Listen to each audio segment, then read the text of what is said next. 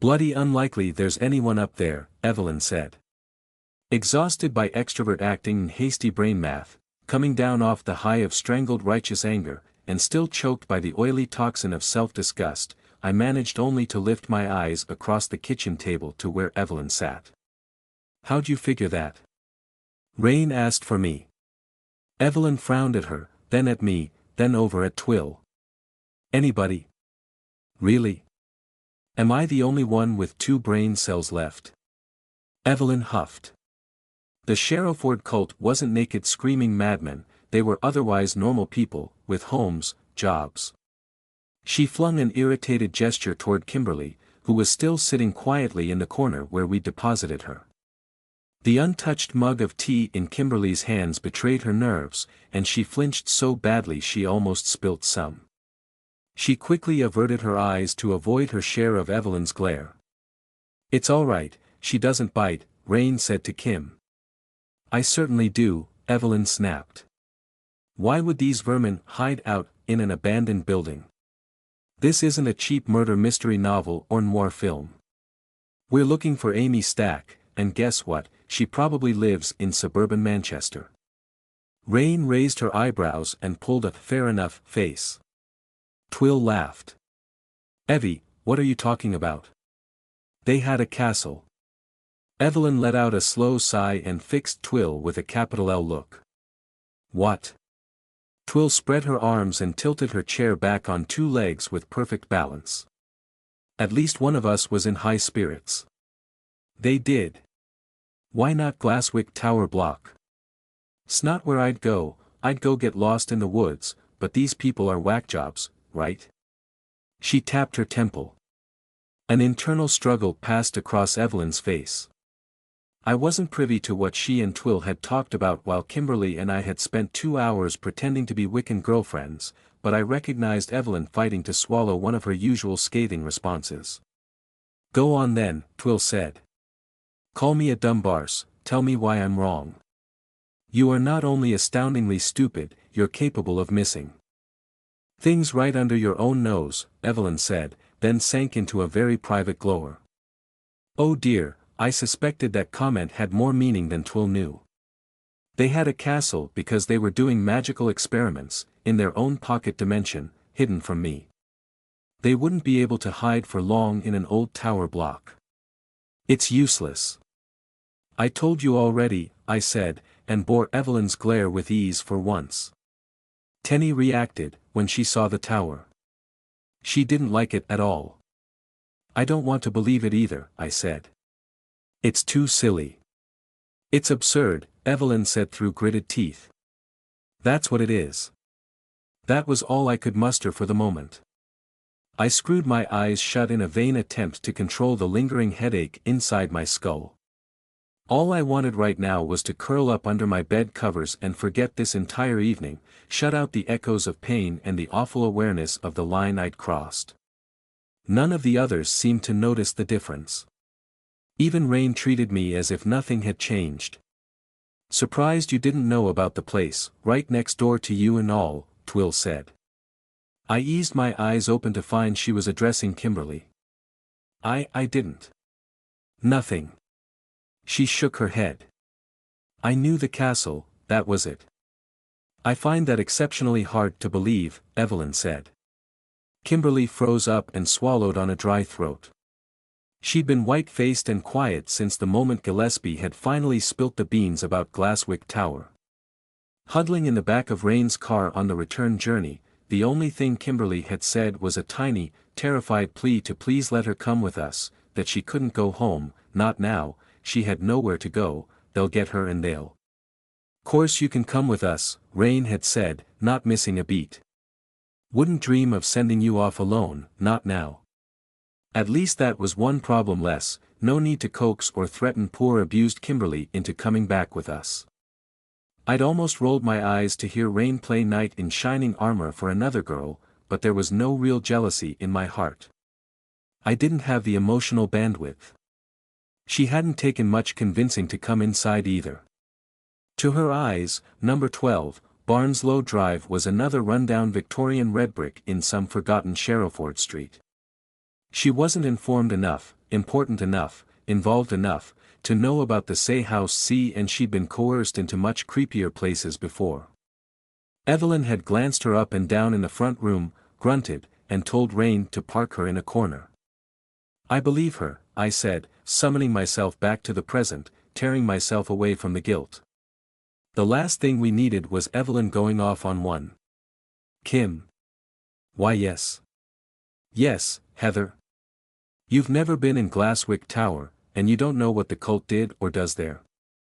Tell me the truth. My words felt so fragile, having to play both enforcer and diplomat, Kimberly's magical idol and Lozzie's only link. Yes, I promise. I've never been in there, I don't know anything about it. If I did I would tell you. I would tell you, Heather. Evelyn grumbled in her throat, unhappy but disarmed for now. Maybe Alexander's in there? Twill suggested. He's dead. I killed him, I said. Don't say that. Twill, don't say that. I shook my head inside. That is the last thought I needed preying on my mind right now, please. Rain squeezed my shoulders. Hey, Heather, why don't we go upstairs and get you changed out of this outfit? You feel pretty cold still, could do with some thicker layers, yeah.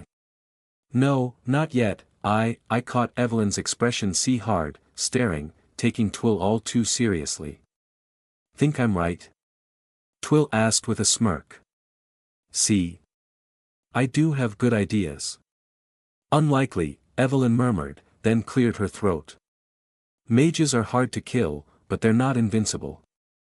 Heather put him through a stone wall, Rain said. That's a lot of broken bones. That wasn't stone, I reminded her. Good as. Through a stone wall, down like 5 stories, and then a hard landing splat. Not even counting what she did to him first. If the bastard lived, he'd have no bone unbroken, no muscle unpulped. You'd be healing from that for years, even with magic to keep his brain fluid from slopping out his ears. Yeah, true, he'd be a sack of mincemeat now, Twill said. But maybe that's why they need an abandoned building. Keep him hidden. Wouldn't take him to a regular hospital, would they? Unlikely, Evelyn grunted. She stared at nothing, eyes far away. Don't, I hissed. Rain squeezed my shoulders again. Evelyn drew herself up, sharp and resolved. The last time we confronted these people in their lair, we were completely unprepared. Miracle none of us died. This time we're going to do it right, or not at all. We're in no rush, we're not rescuing Lozzie C. She's popping in and out of reality somewhere, doing God knows what, so forget her. She tapped the table. If Alexander's blood-sodden corpse is in that building C, which it isn't, because they won't have anything in there at all, and he is dead C, I'm going to bury him in a mountain of rubble. I'll demolish Glasswick Tower myself. It's well overdue. With magic? Twill blinked at her. You can do that? In theory. That raised of an entire level crossing worth of red flags. Evie, you can't be serious, I said. Deadly serious. We do this right. Evie, they demolish buildings like that with explosives. Careful explosives. And they evacuate the surroundings first. None of us understands the first thing about controlled explosions. I gaped at her. Unless, I glanced up at Rain. She burst out laughing. Heather, that is so flattering. But no, blowing stuff up isn't in my skill set. Evelyn frowned at her. Don't lie. You built a bomb once. I watched you do it. I did. Rain looked bemused. Oh, the petrol bomb. Come on, I made that with a plastic bag and stolen diesel, and it didn't work. Teenage stupidity doesn't count. Evie, I'm serious, I pushed on. I think demolishing a building might be a little beyond us. How hard can it be? She scowled at me. Pretty hard. One brick wrong in Glasswick Tower could fall and hit the other tower, or fall on people's homes. And there's bound to be a few homeless people camped in there, too. Evie, no. Yeah, look, Rain cleared her throat. I know I have pretty flexible ethics, and I'm all for anything that keeps us out of danger, but we're not gonna take the risk of killing 1,000 people with a magically induced industrial accident. Please don't dash, Kimberly squeaked, swallowed, tried again. Please don't destroy my home. Evelyn huffed and rolled her eyes. I could go check the place out, Twill said. Poke my head inside, run up the stairs. It'll take like 10 minutes tops once I'm there. Anybody freaky shows up, I'll knock them sideways and we'll be done. Evelyn looked at her like she was an idiot. Do you have the memory of a goldfish? Do you not recall the sorts of things in their little pocket dimension? You want to get eaten that badly, Yeah. Rain nodded. Even without that, the inside of Glasswick will be a nightmare. Even for you, big bad wolf. No lights, lots of blind corners, those big stairwells. Too many angles, too many hiding places. A gun would be the least of our worries. Kim, you weren't the cult's only trainee mage, not by a long shot, right? Kimberly swallowed. Yes, that's right. At least 3 others, that I knew of. I rest my case. What could they do? Twill laughed. I'm invincible. None of you have to come dash.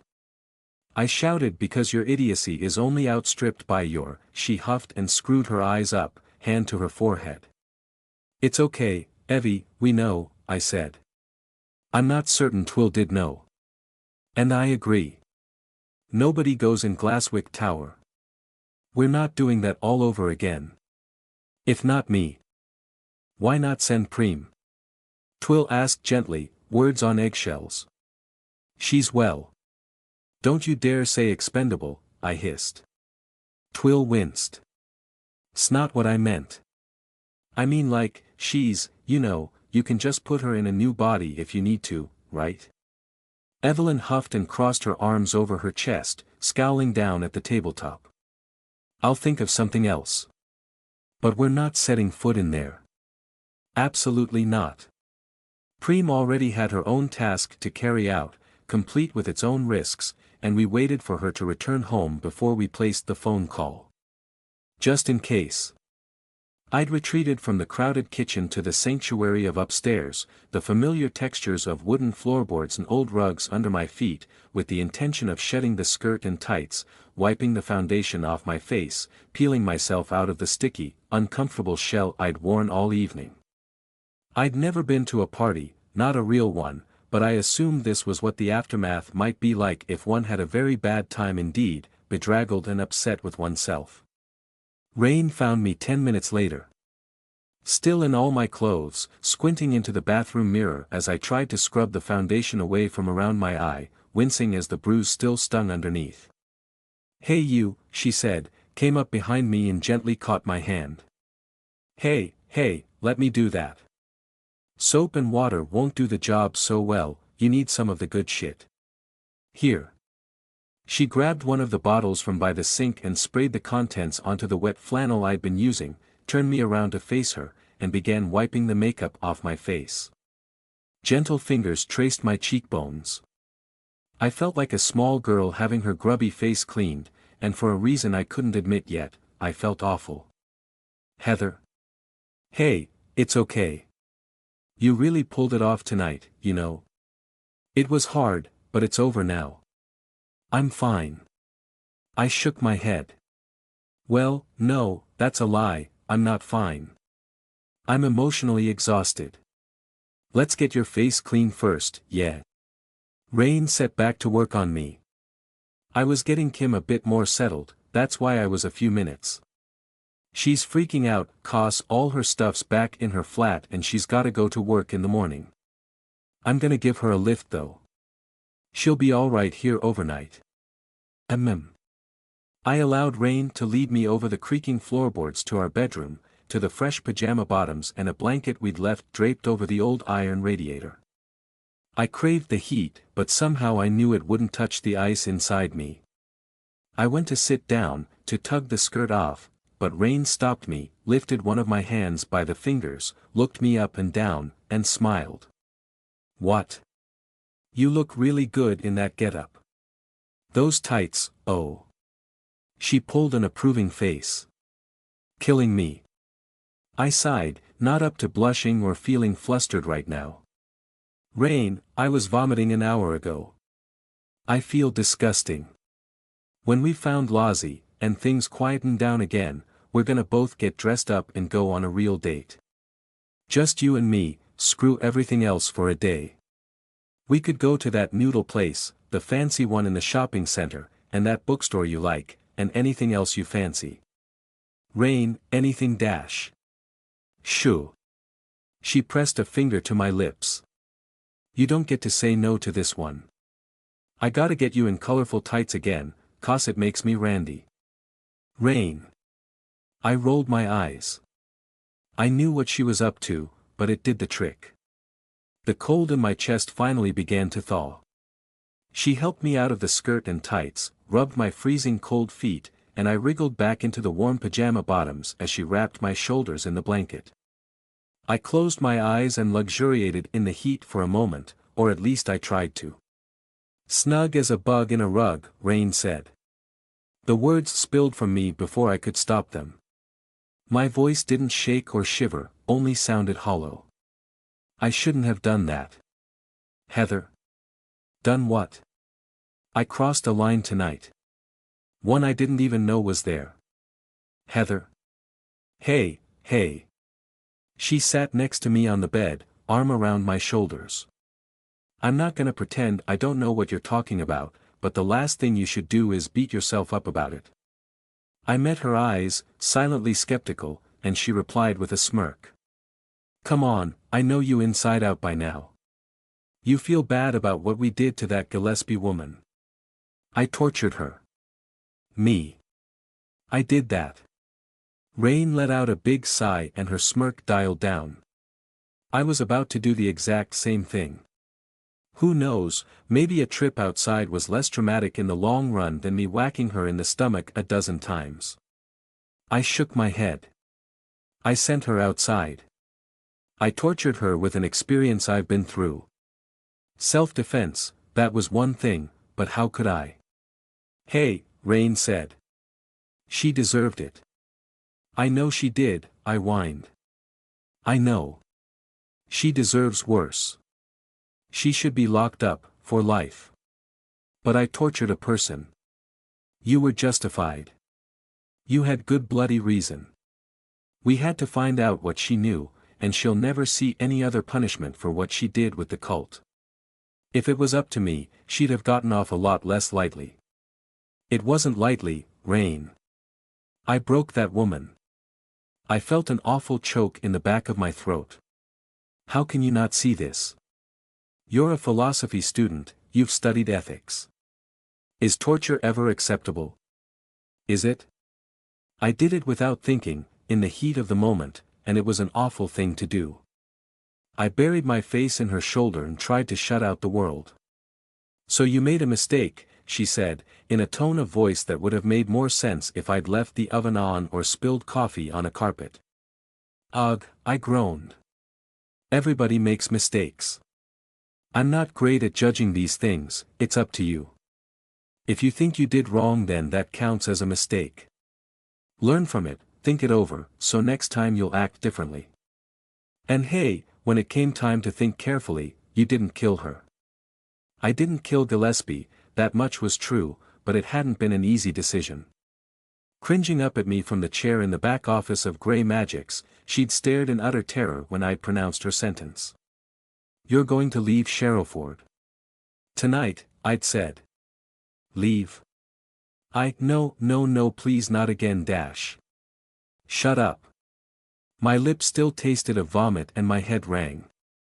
Rain had to hold me up, arm around my waist, but I felt no less vengeful for being weak. "I don't mean where I sent you. I mean leave the city. The cult gave you money, didn't they? I don't care how much you've already spent, or how much debt you have, or anything like that. Leave. I don't care if you die in a ditch somewhere. If I ever see you again in Sherrowford, I will send you outside, and nobody will bring you back. Oh, thank you, yes, I promise, I won't ever come back. I promise, just, yes. It's better than you deserve. Kimberly hissed at her. I jerked a hand at her to shut her up too. This wasn't her fight anymore. What if she talks to the cult? Preem intoned Evelyn speaking through her. We can't just let her go, don't be stupid. Yes we can, I spat. Why yes am my husband, he dash. I don't care. No sob stories. You're leaving. Heather, we need some kind of insurance here, Rain murmured softly. We're letting her live, I said. I'm not, oh, fine. You want insurance? I forced my feet underneath me, still shaking from the brain math, shoving Rain's help away and bracing myself with the corner of the desk. Gillespie stared at me. Her eyes went wide. I reached out one hand toward her and she screamed, tried to scramble away until Preem caught her, tears streaming down her face. She babbled nonsense, pleading, begging, tearing at her own clothes. Shut up. I shouted at her, my throat raw, and lowered my hand. You see that? I don't have to explain myself. Saw, Preem said. That was her, not Evelyn. Take her mobile phone if we have to, take her. Does she have an organizer, a phone book in her bag? Do you? Yes. Take it. Preem did as I suggested, stripping phone and other important things from Gillespie's handbag on the desk. Preem, you can go with her to her home, make sure she leaves tonight. Gillespie had fallen to her knees again. I stared down at her. You understand what I'm trying to do? Because I'm trying really hard to win this argument with myself. If you talk to anyone from the cult, you set foot in Sherrowford again, you do anything, I'll send you back outside. I understand. I do. I promise, please, what if the Brotherhood dash? That's why you're leaving. The cult gave you money, yeah? Rain asked slowly. How much money? Enough. W.I. Rain smirked. Just curious. Preem, she got a checkbook in that bag. I'm gonna make a guess, Heather, a bit of a shot in the dark, Rain said. My head was still nestled against her shoulder, and I felt the words vibrate through her chest. Are you afraid of changing? Becoming something you don't recognize anymore? That's hardly a guess, I said, and sat up so I could see her face properly. And no, for once you're wrong. I gave her a little smile, the best I could manage. Killing Alexander didn't change me.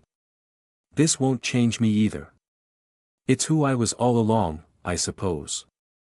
That doesn't have to be a bad thing, not unless you make it that way. Says the woman who's killed several people right in front of me. She grinned and shrugged. Couldn't help it, could she? Hey, when it works, it works. I sighed. Maybe we should have killed her. All those homeless people, every one of those zombies, every one was a person. Maybe that's what bothers me more. Removing one exploitative monster, even Alexander, doesn't change the world, doesn't affect anything, all that real horror going on out there. I gestured vaguely at the window, at Sherrowford beyond. It doesn't make a difference. I can't even save one person. Yes. You can. You have. And we will. I hope so, I muttered. You originally from Sherrowford, then? Twill asked Kim, as we all sat about in the kitchen waiting for Preem. Evelyn had left the door open to her magical workshop, serenading us with the sounds of her stomping about and leafing through books. Rain kicked out a chair next to me and put her feet up, then dug out the slip of paper with Gillespie's emergency number and tossed it on the table. A few figures on a torn piece of notepaper, and I'd tortured a woman for this. I hugged the blanket tighter around my shoulders, but at least I didn't feel so damned cold anymore. Rain produced her phone and muttered something about checking the number. Yes. Born and bred. Kimberly tried a smile, but it didn't last long. Where's all your family about then? Twill said. Both my parents died, 6 years ago, and 5 years ago. My dad went first, and my mum didn't outlive him by much. They couldn't live without each other. Ah. Sad. Yeah, I get it, Twill said, nodding. She reached over and awkwardly nudged Kimberly in the shoulder. It was a fifth of my life ago. It's fine. It seemed to me that you had plenty of family tonight, I said, dragging myself away from dark thoughts. You should go back to the coven again. I don't know if I can, I don't know. I sighed and let myself sag against the table. All I wanted to do was curl up in bed, to not think, but this night wasn't over yet. Do I have to command you? Is that what you need? Heather, oi. Twill frowned at me. I shrugged. You should have seen her, I said. She was a completely different person. Rain looked up from her phone and grinned. Maybe you should be the new high priestess. A hostile takeover. No, I couldn't. But maybe you're right. Kimberly stared into her untouched mug of tea. Jerry can't do everything on his own, maybe with Kathy gone. When Kimberly didn't resume her train of thought out loud, Rain clunked her phone down on the table and stretched her arms above her head. Well, it's a Sherrowford number, for sure, and it's real.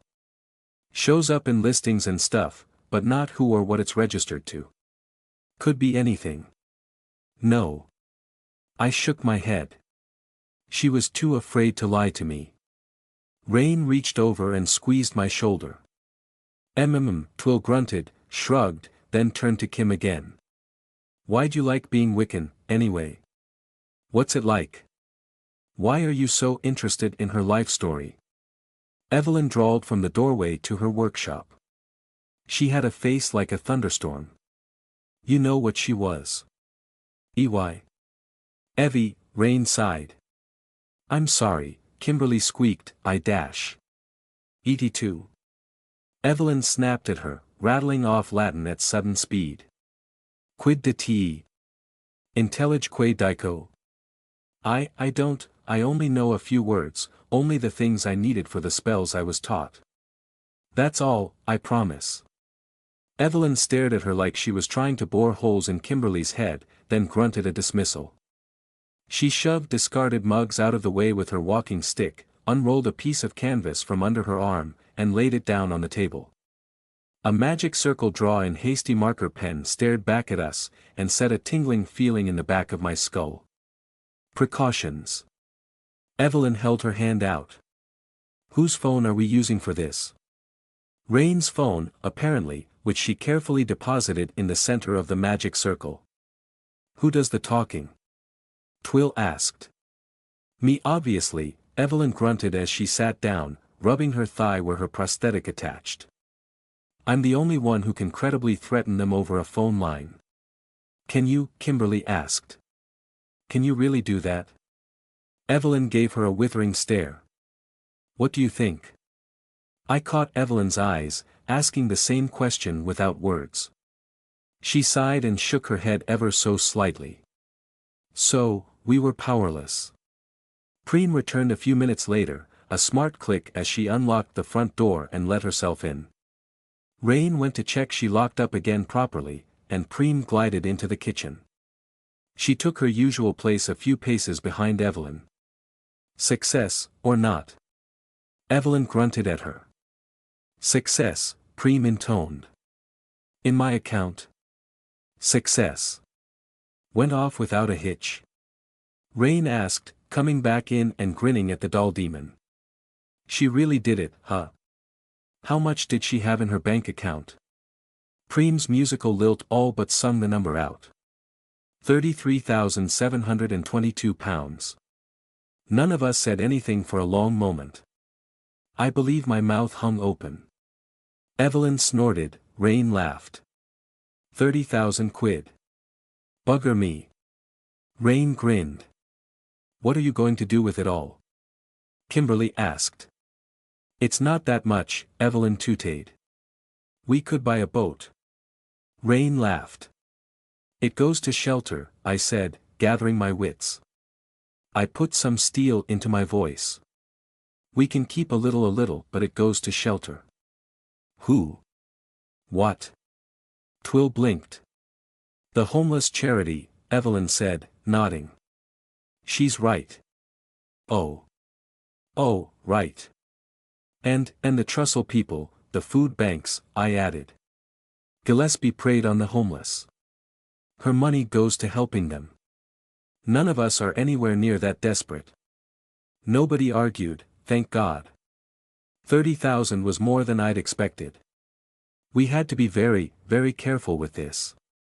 No time to think it over right now though. We turned all the lights on. No sense doing this in the dark, Rain said. No sense making this more creepy than it had to be.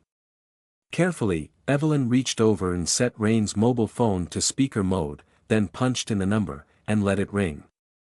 5 rings, 6 rings, 7, 8, still not going to answer phone.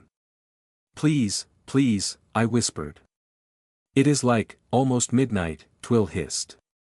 Whoever has it might be asleep. Or dead, Rain offered. Might be we slapped them back in the castle. Or they're not stupid enough to fall for this, Evelyn sighed, and reached forward to kill the call. Click. The call connected. Evelyn whipped her hand back as a voice whispered out from the phone speaker. Who is this? Soft and measured, drained of affect, a gauze-thin layer of supreme detachment over the promise of quick violence. My stomach clenched up with instinctive recognition. Stack, I mouthed silently. Bingo, Rain whispered, wiggling her eyebrows. In the corner of my eye I noticed Kimberly tense up in the way a small animal might do. Evelyn nodded her understanding, took a breath, drew herself up, and raised her chin. This is Evelyn say.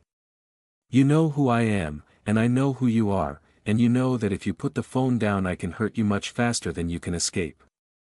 Understand? Are you listening to me, Amy Stack? Silence. Slow, brooding silence. I hear you, Amy Stack said eventually. Like she didn't even care. You've been tracking Lauren Lilburn. She's been back to this side of reality. You're going to tell me how you're doing it, or where to find her. Evelyn raised her eyes to meet mine. I nodded, heart in my throat. Another long pause. So long that Rain raised an eyebrow and Twill bared her teeth. Stack grunted. Can't tell you that. Can't, or won't. Evelyn snapped. Can't, Stack repeated. She drew in a long breath and sighed slowly, the sound distorted by the phone connection. A creak settling into a chair, or back on her bed. Had the call woken her? I can't tell you that, because it's not Lauren we're trying to catch. Not Lauren.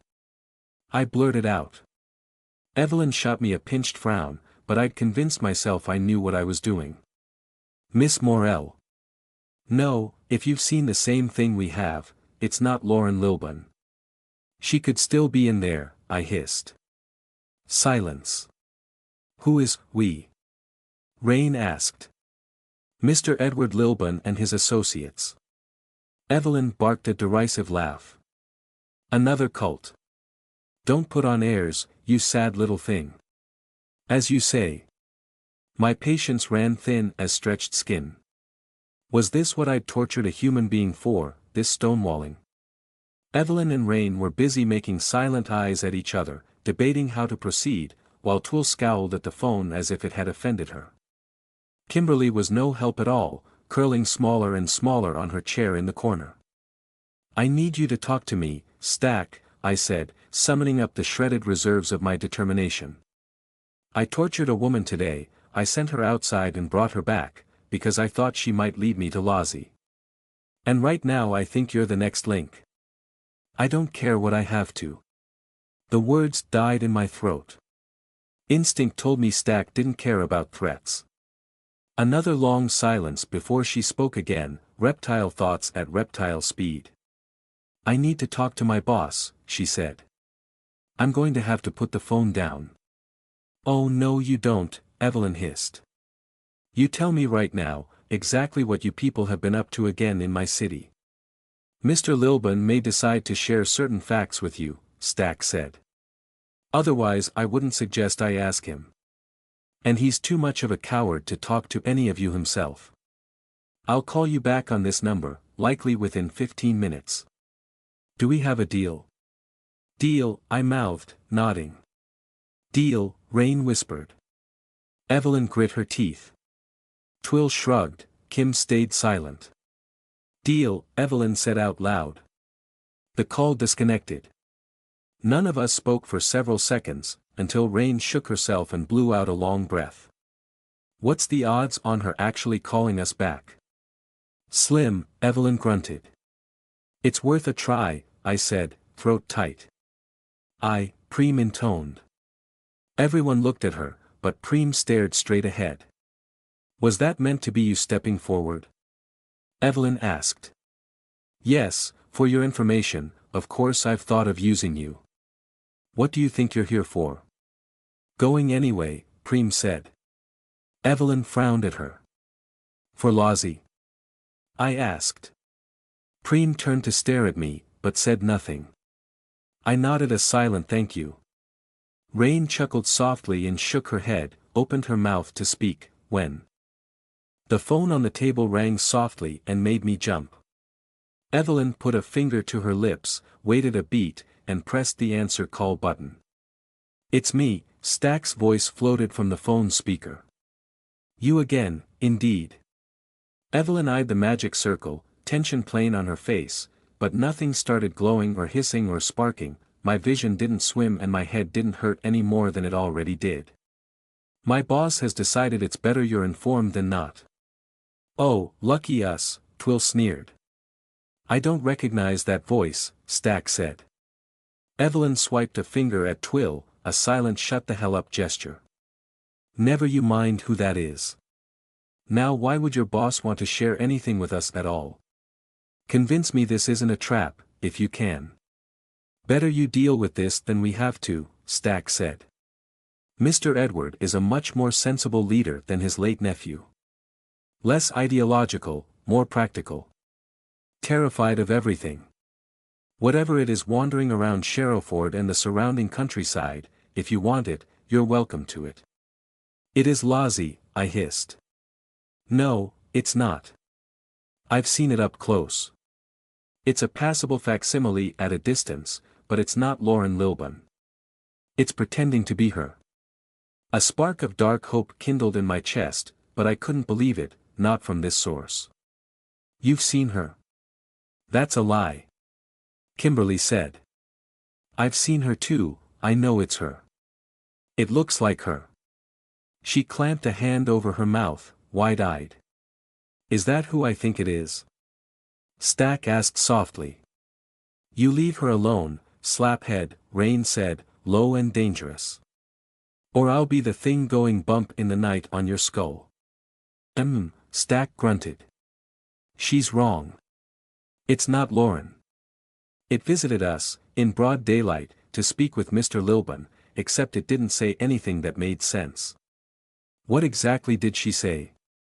I asked, and could almost feel the shrug from the other end of the phone. Nonsense words. Nothing with any meaning, like an old person with advanced Alzheimer's. Then it left. Where'd it visit you? Evelyn asked. In Sherrowford.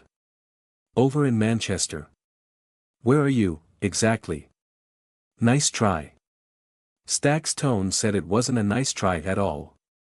Evelyn snorted. How do I find her? I asked. How did you find she'd gone to Kimberly's flat?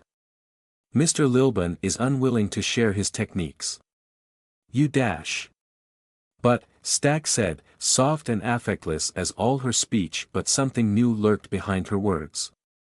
Pretty sure it's the same method he used to detect your extradimensional messenger. Back in the autumn, I believe. Maisie's messenger. I breathed. You have a way of picking up things entering our reality from outside, don't you? I don't know. I'm no magician. We all shared a glance with each other. Evelyn grit her teeth and shook her head, powerless over the phone line for all her threats and bluster. I think it's looking for things from Lozzie's life. Locations. People. Maybe trying to imitate her better, who knows? Is that your boss speaking, or you? Rain asked. She must have picked up the same undertone I heard. A very long moment of silence. I half thought she'd put the phone down without us realizing it. Let's keep this line of communication open. If she paused. If we detect it again, we'll call this number. You catch her, you let us know. We'll let you know both bull and shit, skinhead, Rain said, a smirk in her voice. Wait, Evelyn growled. Glasswick Tower. What do you know about it? Glasswick Tower. Wouldn't go there if I wanted to keep my skin. Alexander Lilburn had a project in there, something ugly. Needed a few bodies for it. I never went up. Are there any of you lot left in there? Any of your idiot brotherhood? We're not with them anymore. That's all. You tell us dash. That's all. Good hunting. Sleep lay light on my consciousness, despite the late hour and the exhaustion of a long and difficult evening. When Evelyn knocked on our bedroom door, Rain was the one who roused herself to answer. She disentangled herself from my arms and clambered out of bed, but I followed her up the steps of lighter slumber too. I rolled over under the covers, grumpy in a deprived animal way at Rain's sudden absence. I groped for my phone. Evie. Rain whispered. She angled herself to block the faint light from the hallway. My phone's backlight blinded me, and I read the time through a squint.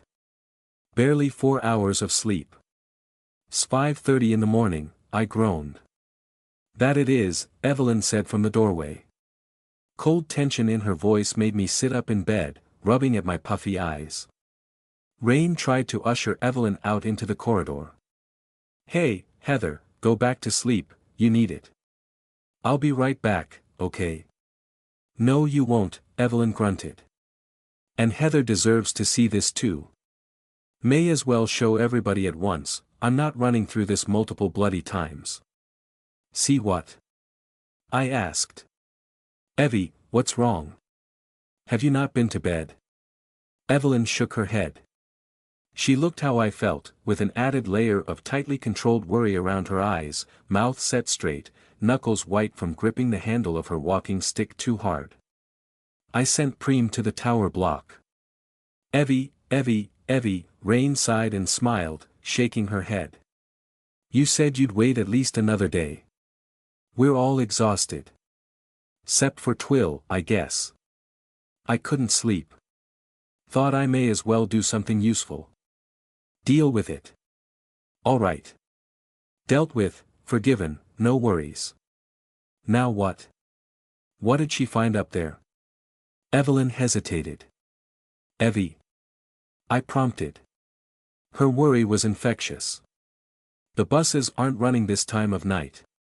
It took Preem a while to reach Glasswick on foot. I've already sent her up, inside, seen it all for myself. Cultists? Rain asked. No, I nothing alive. You both need to see. She glanced at me. You especially. Evie, what's up there? I said. Evelyn swallowed, a chill passing over her face. I have only theories. Thought you said she was already up in the tower? Twill asked.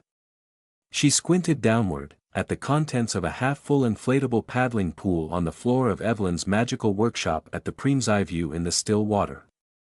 Preem was currently looking at the boarded-up front entrance to Glasswick Tower, lit by distant orange street lighting. The view through her eyes was crystal clear, but quite disorienting. Evelyn's remote viewing setup was barely believable, but I reminded myself I'd witnessed far weirder things. I'd seen all this the first time she'd ridden Preem at a distance, but I'd never watched it working before. A child's two-tone blue paddling pool, filled about halfway, with a magic circle written in permanent marker onto the plastic itself, maddened black scrawl extending below the waterline. A delicate ring of ice had formed around the edge, a byproduct of the magic. Twill was the only one of us not wrapped in extra layers against the lingering cold. I had a blanket around my shoulders, while Evelyn wore 2 jumpers, a shawl, and gloves. She'd been at this for hours already. I pulled her back out. Evelyn settled into a chair in front of the remote viewing setup, grimacing as her leg gave her trouble in the cold. She turned the grimace on Twill as she rubbed at her thigh. I wasn't going to leave her up there without instruction while I fetched you lot, I'm not a complete fool. Alright, fair do.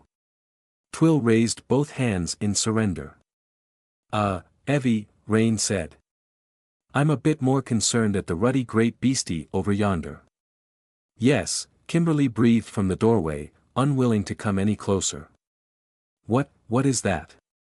At the back of the drawing room, Evelyn had cleared another wide space for a second large-scale magic circle, on a piece of unrolled canvas. Glancing at the circle made my head swim and my heart constrict, the arcane symbols and scraps of inhuman language clutching at the part of my mind which recognized them, but the content of the circle was so much worse. Trapped inside the circle, a creature of shadow and claw twisted and brooded, chitinous plates gliding over leathery flesh as it hid inside a veil of darkness. Filmy, oily black eyes peered out at us now and again before vanishing back into the murk. Evelyn's spider servitor clearly hated the thing, whatever it was. Clutching its habitual ceiling corner, the spider's massive crystalline eyes were fixed on the writhing shadow creature.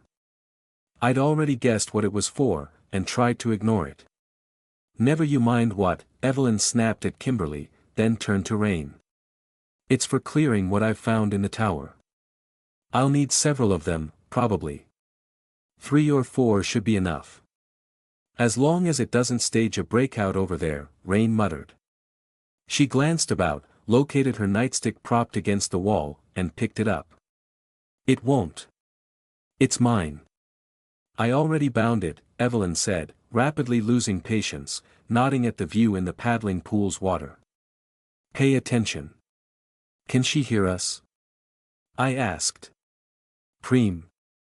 Heather, Preem intoned from the other side of the water, clear as ever, miles away on the other side of the city.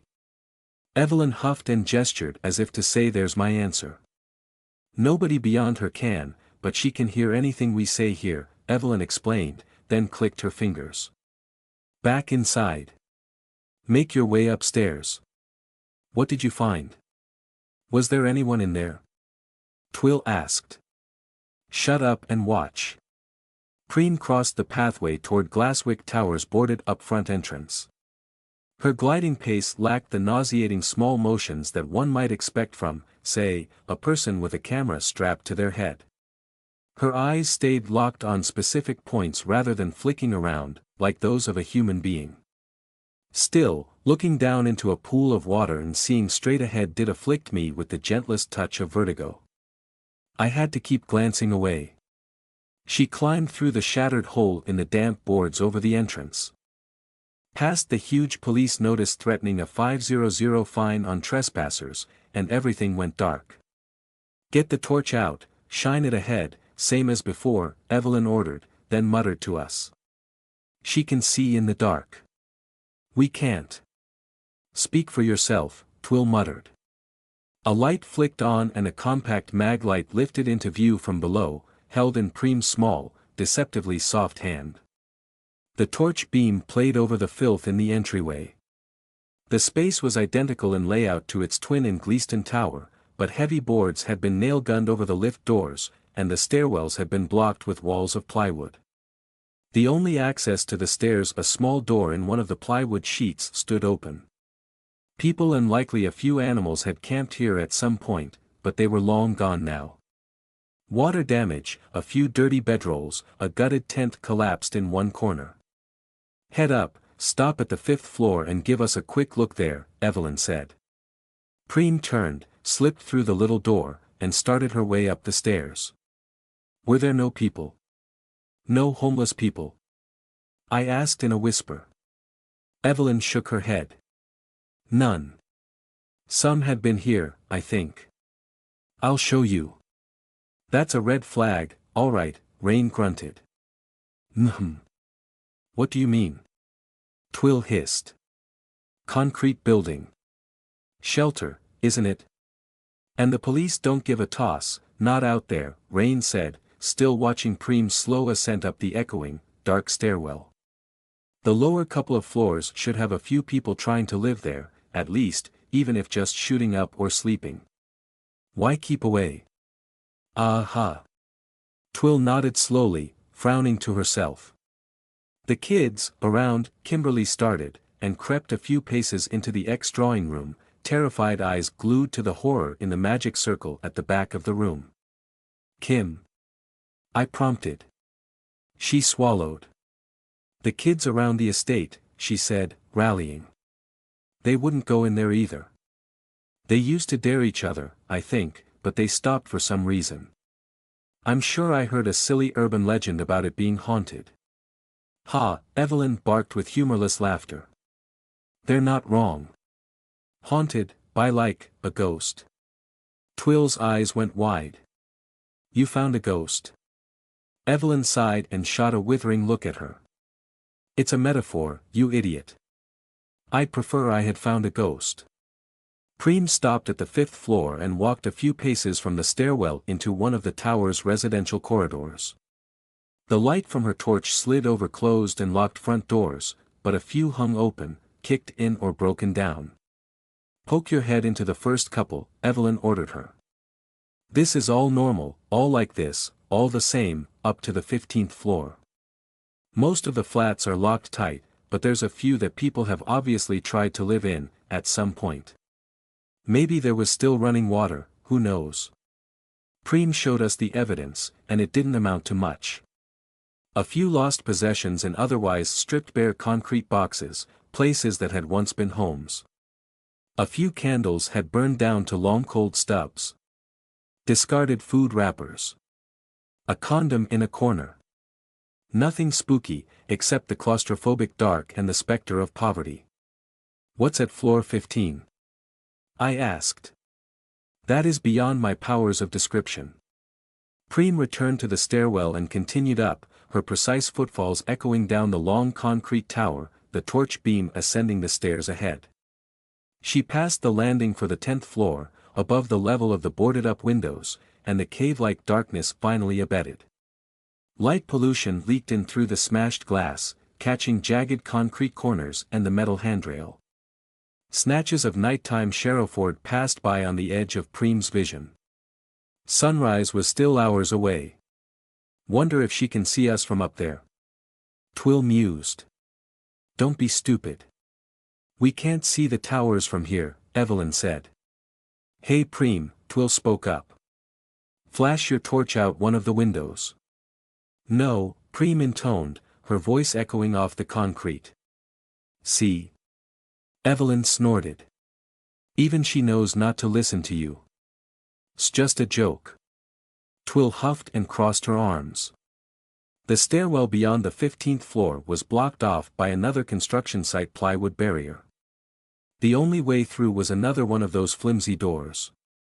The beam of Preem's torch caught on 3 thick steel chains lying on the floor, complete with big chunky padlocks, all 3 locks crushed and broken, metal sheared and shattered.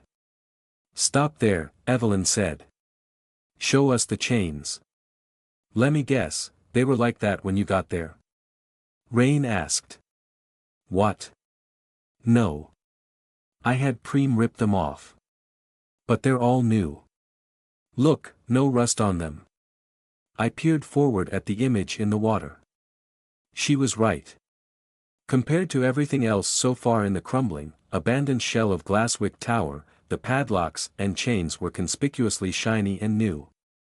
Combined with the general pattern of wet footprints lower down and a track relatively free of dust, somebody's been coming up here, regularly. Should have been a private eye, Evie. You've got the knack, Rain said.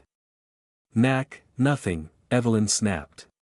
I've got magic, and that's cheating. Preem, show them where the sign was. Preem's viewpoint swung out, torch beam passing over the wooden barrier. Another "No Entry Condemned" sign lay on the floor, nails recently yanked free. In the space it had occupied on the plywood. A magic circle stared back at us. Rain whistled. Twill grunted a "ha." Kimberly swallowed. Good thing I thought to have her check behind the sign, Evelyn said. Had to disarm it. No idea what it does. You recognize that one, Poundland? Evie, don't call her that, I scolded quietly, as Kimberly blinked in confusion before she realized she was being addressed. No, I don't. I am sorry. Evelyn grunted. She didn't have the ire to spare for Kimberly right now. Somehow that worried me more than anything else. The real treat's further up. Preem, on you go, same route as the first time, but stop at the final corner before you see it. Stay alert. Preem continued up. She didn't even reach the next floor before we all noticed what was wrong. The hell's going on with the walls? Twill asked. Optical illusion? Rain suggested. No, Evelyn grunted. It gets progressively worse further up. Preem, pan your torch a bit, give us a view as you go. It looks like it's, I swallowed, struggling for the right word. Diseased? The concrete of Glasswick Tower had contracted an infection, a warping sickness, a mutation. In places it looked like a frozen sculpture of living muscle pushing from underneath the concrete surfaces, in others it was ridged and bumpy, or raised like flexing tendons beneath an inorganic skin, on a huge, tower block scale, as if melted and reset along distinctly biological lines. Evelyn was right, the further up Preem climbed, the worse it got. Preem climbed through the ossified corpse of a mutated whale cast in concrete.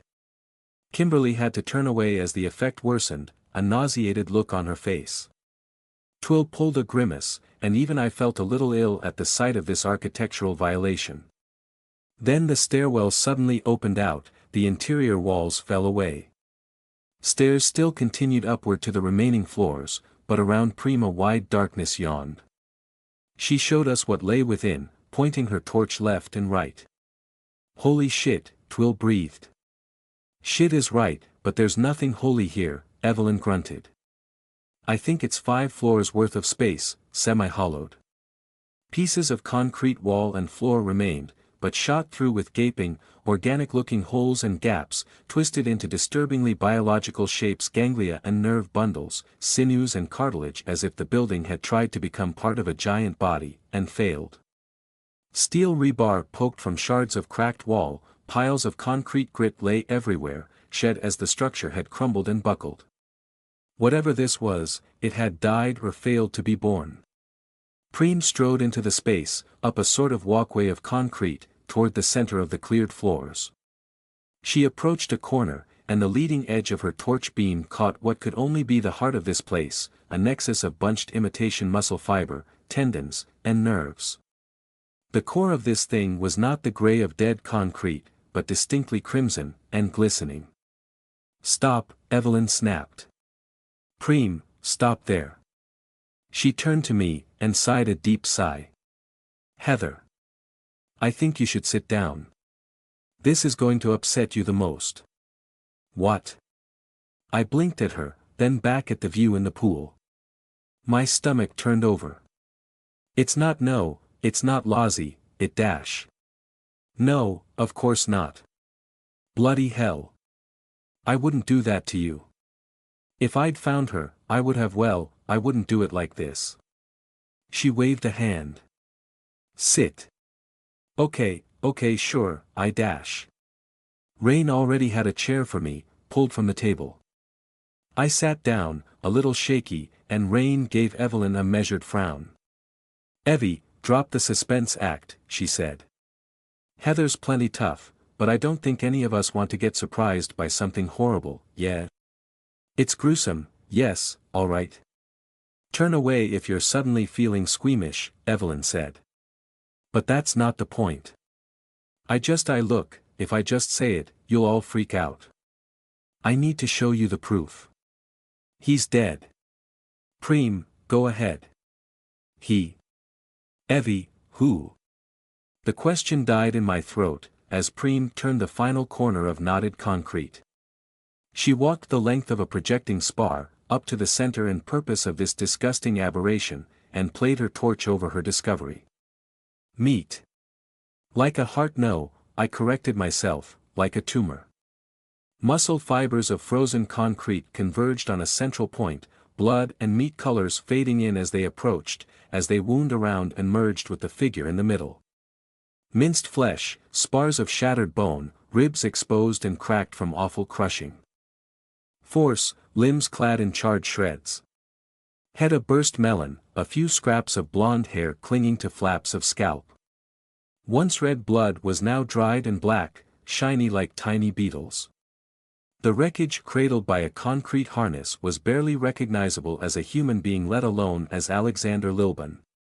But I killed him, I breathed. A terrible, numb feeling came over me, an emotional violation. I'd dealt with becoming a murderer, and he was still here. My breath caught in my throat, stalling the more animal reaction to this awful sight. I was fucking right. Twill pointed at the image in the still water. I called it. No, you didn't, he's dead, Evelyn snapped at her. Heather, listen to me. He's dead. Heather. Rain squeezed my shoulder, hard, and put a hand on my forehead. Heather, hey. Evie, damn it, you could have picked a better way than this. What else was I supposed to do? You'd all have insisted on seeing the corpse anyway. We'd be playing Chinese whispers. At least this is fast. Their words didn't make sense. I shook my head, staring at Alexander's broken jaw and the glassy emptiness of his single remaining eyeball. I was vaguely aware of Kimberly hurrying out of the room, retching sounds coming from the kitchen. But I killed him. It's not fair. It's not dash. Heather, Evelyn snapped. I jerked around to meet her eyes. He's dead, yes, you killed him. Well done. I stared at her for a moment. The words finally went in, even as paranoid skepticism rolled up for its turn at my strings. How can you be sure? He's a mage, he could be doing anything, he dash.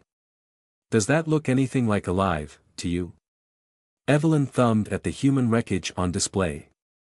And I already had Preem check. No pulse, no heartbeat, no breathing.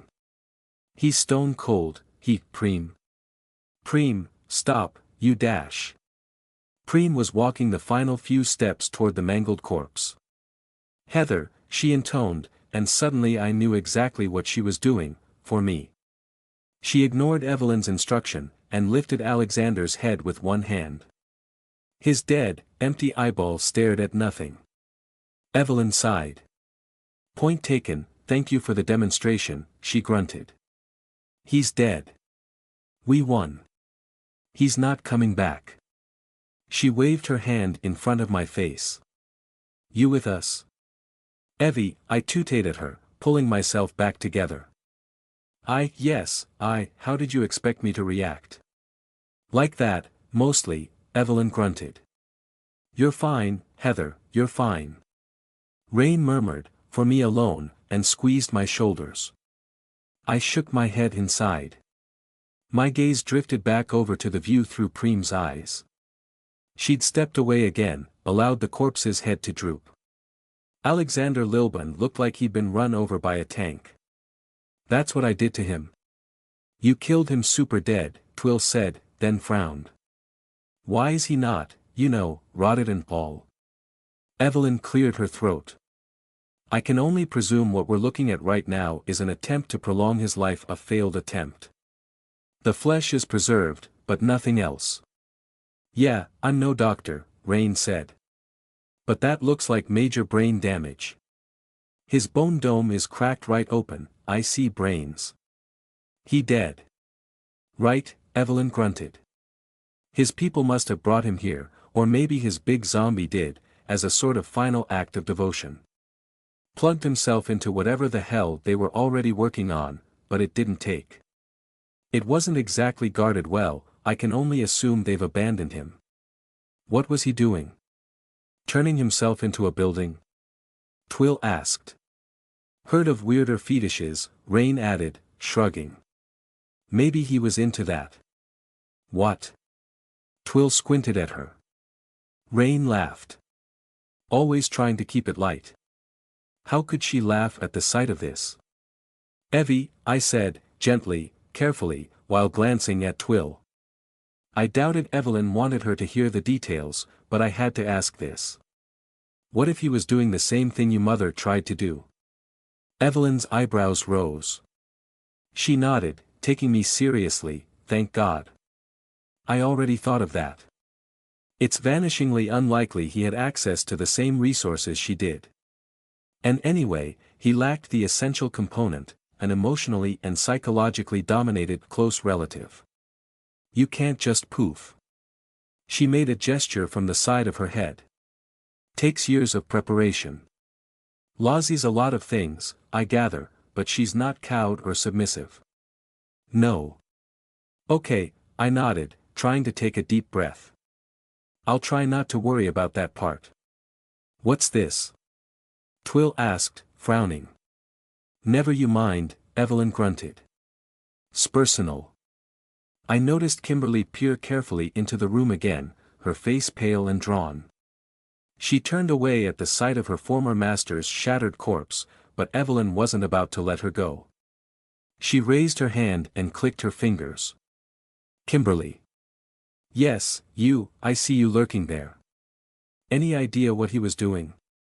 Any insights to share? And none. I'm sorry, I dash. You must have some idea.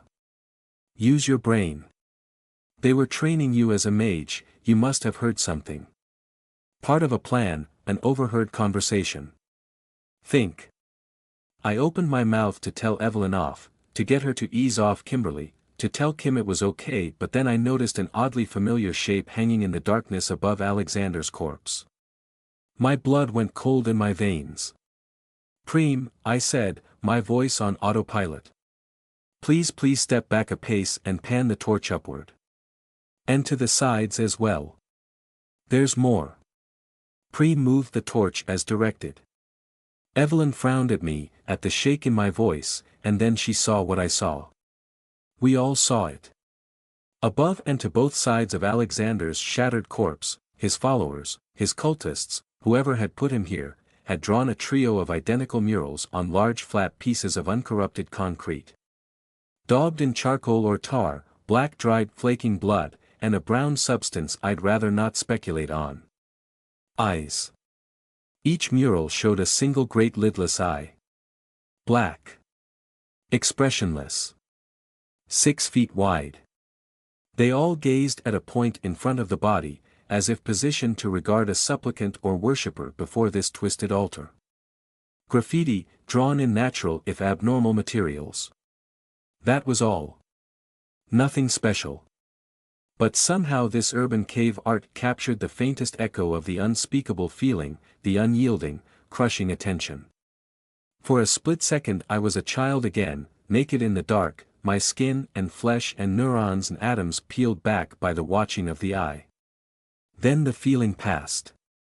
A memory of trauma, sinking back into the abyss. Just murals, horrible ones. Placed there by a supernatural cult. Oh dear. I didn't see these before, Evelyn muttered, leaning forward, brow knotted. I was so focused on the corpse I didn't see them. Preem, step closer, get me a better look. Do not touch them. I don't recognize those, Kimberly hurried to say. I don't, I swear. It's the eye, I managed to say, my throat closing up. It's art, of the eye. Heather, it's okay, it can't hurt you. It's okay, Rain murmured. She squeezed my shoulders, tried to keep me from getting lost in my own memories. Could be a coincidence, Evelyn said through gritted teeth. No. No, it's the eye, it is. I can tell, I dash.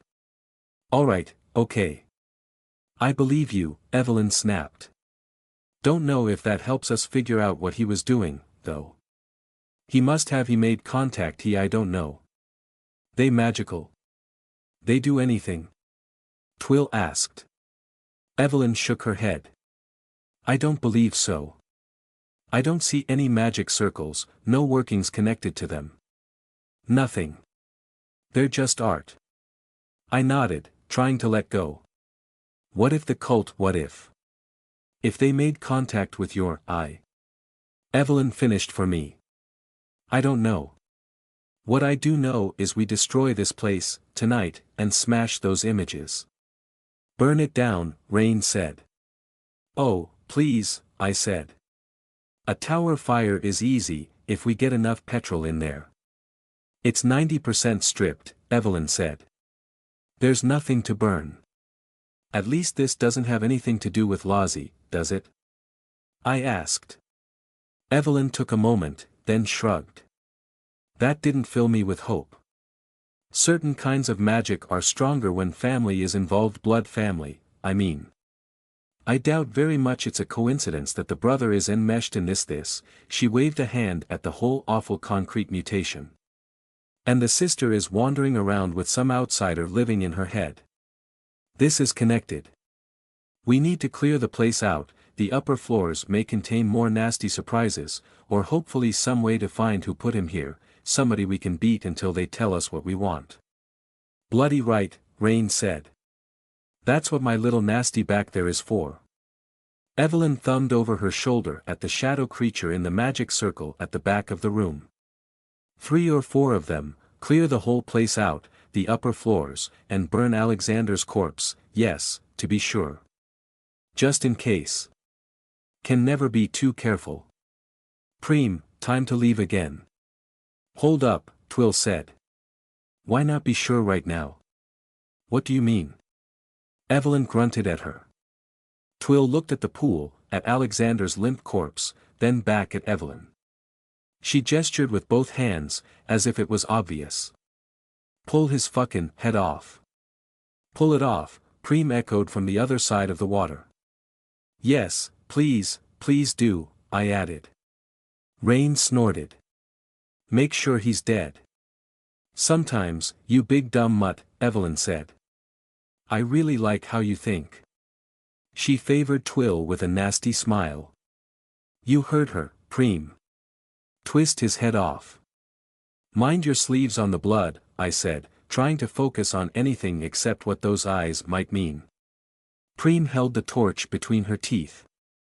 The circle of light jerked as she grabbed the sides of Alexander's head, his corpse's head. I reminded myself, that is a corpse, put her back into it, and twisted.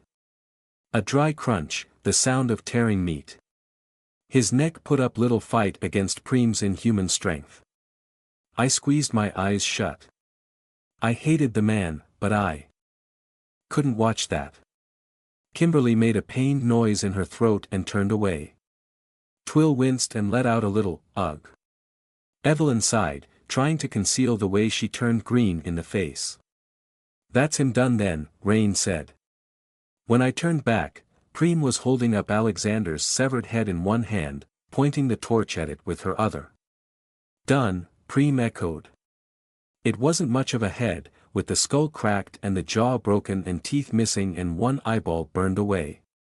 I tried not to dwell on the threads of tendon and tail-like spine dangling from the neck. His remaining eye was stuck looking up and to the left, forever. He deserved this. An evil man, come to an evil end. Where be his quiddits now, his quillets, his cases, his tenures, and his tricks? I whispered. What? Twill blinked at me. I'm going to guess that was Shakespeare, Evelyn said. Yes. Hamlet. It seemed appropriate, that's all. Oh. Poetry. Right. Quite right, Evelyn grunted. That's him done. Even my mother wouldn't have survived a good guillotining. Dump that skull and come on home, Preem. In the moment the head began to tilt from Preem's hand, Kimberly was still turned away, Rain must have been looking at my face, and Twill had glanced upward. That saved them. Evelyn and I were not so lucky. I saw it because I was still staring at his eyeball, thinking about what I'd become by taking on responsibility for this. Evelyn saw it because she was directing Preem. As Alexander's severed head fell from Preem's hand, it passed through the precise intersection point of the invisible gazes of those 3 eye murals. Behind that glassy, dead eye, embedded in its bruised, puffy socket, I saw a ripple of motion. The settling of a vast underwater bulk, as seen through a tiny porthole. It reminded me of what I'd witnessed moving behind the eyes of Twill's mother, a passenger inside a human mind, but unlike that one. A vast, dark attention turned on us. A split second was all it needed. Alexander Lilban was dead, but nobody said an outsider needed an intact human brain. The attack, and in light of what unfolded in those remaining thin hours before sunrise, I do believe it was an attack, was quick and sharp. Pain blossomed inside my head, in my frontal lobe, through the vector of my own sight. I think I screamed, clamped my hands to my skull, and fell out of my chair. For a few moments I knew nothing but darkness and pain. Awareness returned slowly with a throbbing intensity, my thoughts struggling up through thick tar, everything muffled and too loud at the same time, panicked voices, hands on my shoulders. I sat up suddenly as if freed from a net, panting, my heart racing. What, we dash. Rain took my head firmly in both hands, and peered into my eyes.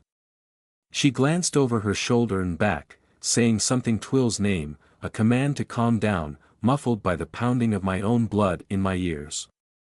An awful keening sound filled the air, interrupted by a repeating heavy thump. The summoned thing in the magic circle at the back of the room was going berserk, throwing itself at its invisible cage over and over, clawing and hissing and spitting, a mass of whipping black limbs and boiling dark fog. Kimberly was over there, snatches of terrified Latin drifting across the room as she fumbled with a book. Rain peered into my eyes again, and I realized I'd never seen her so worried before. For once, she couldn't hide it. Yes, Rain, it was Dash. It's okay, it'll be okay. You were out cold for a few minutes there. How many fingers? 2. Now 3. Rain, what, Dash? The image in the paddling pool had gone out. Just water. Evelyn had been a few inches further forward than I. She'd taken the brunt. She must have slid out of her chair. Twill had caught her before she hit the floor, and now held her gingerly, wide-eyed, clearly with no idea what to do. Evelyn was unconscious, her breathing erratic and labored, eyes rolling under their lids, blood-flecked froth on her lips. Why won't she wake up? Come on, say, why won't you wake up? Twill. Rain snapped. Twill rounded on her, turning away from Evelyn's unconscious form laid out on the sofa, baring her teeth in a growl. Give her some room. Don't crowd her. I'm thinking, Rain said. We'd done what we could. Or rather, Rain and Twill had. More than enough muscle between them to lift Evelyn onto the sofa and make her comfortable. Rain had fumbled around under Evelyn's skirt to remove her prosthetic leg, in case she'd hurt herself somehow. Her breathing had stabilized, but her eyes twitched and flickered as if she was in deep REM sleep. Almost half an hour later, we couldn't wake her. I was able to sit upright, hunched in a chair, but I felt awful, as if a fist had reached into my head and punched me in the brain, left me weak and woozy. If I hadn't been so scared for Evelyn, not to mention Preem, I would have happily curled up in bed and passed out for 12 hours. If I hadn't been so terrified. Twill trailed off as Kimberly shook her head. She looked almost as bad as Evelyn, slumped against one wall, a thin trickle of bloody drool leaking from one side of her mouth. None of us knew exactly what had happened with the smoky dark creature Evelyn had summoned. Perhaps her control had broken when she'd been knocked unconscious, or perhaps it was trying to protect her. The latter seemed unlikely. Whatever the cause, the thing had gone feral. Not one of us had known what to do, except let it free and have Twill or the spider servitor rip it apart, but for all we knew that might not work. Kimberly, with her tissue paper knowledge and abuse-learnt skills, had stepped in, cringing and terrified of the very thing she was trying to banish. I suspected she'd only succeeded because Evelyn's notes and books were nearby, already open to the relevant pages, but that didn't diminish the act of courage. The magic circle was empty now. She'd been spitting blood into a wad of tissues since the words had hurt her mouth and throat. "It wasn't him," I said.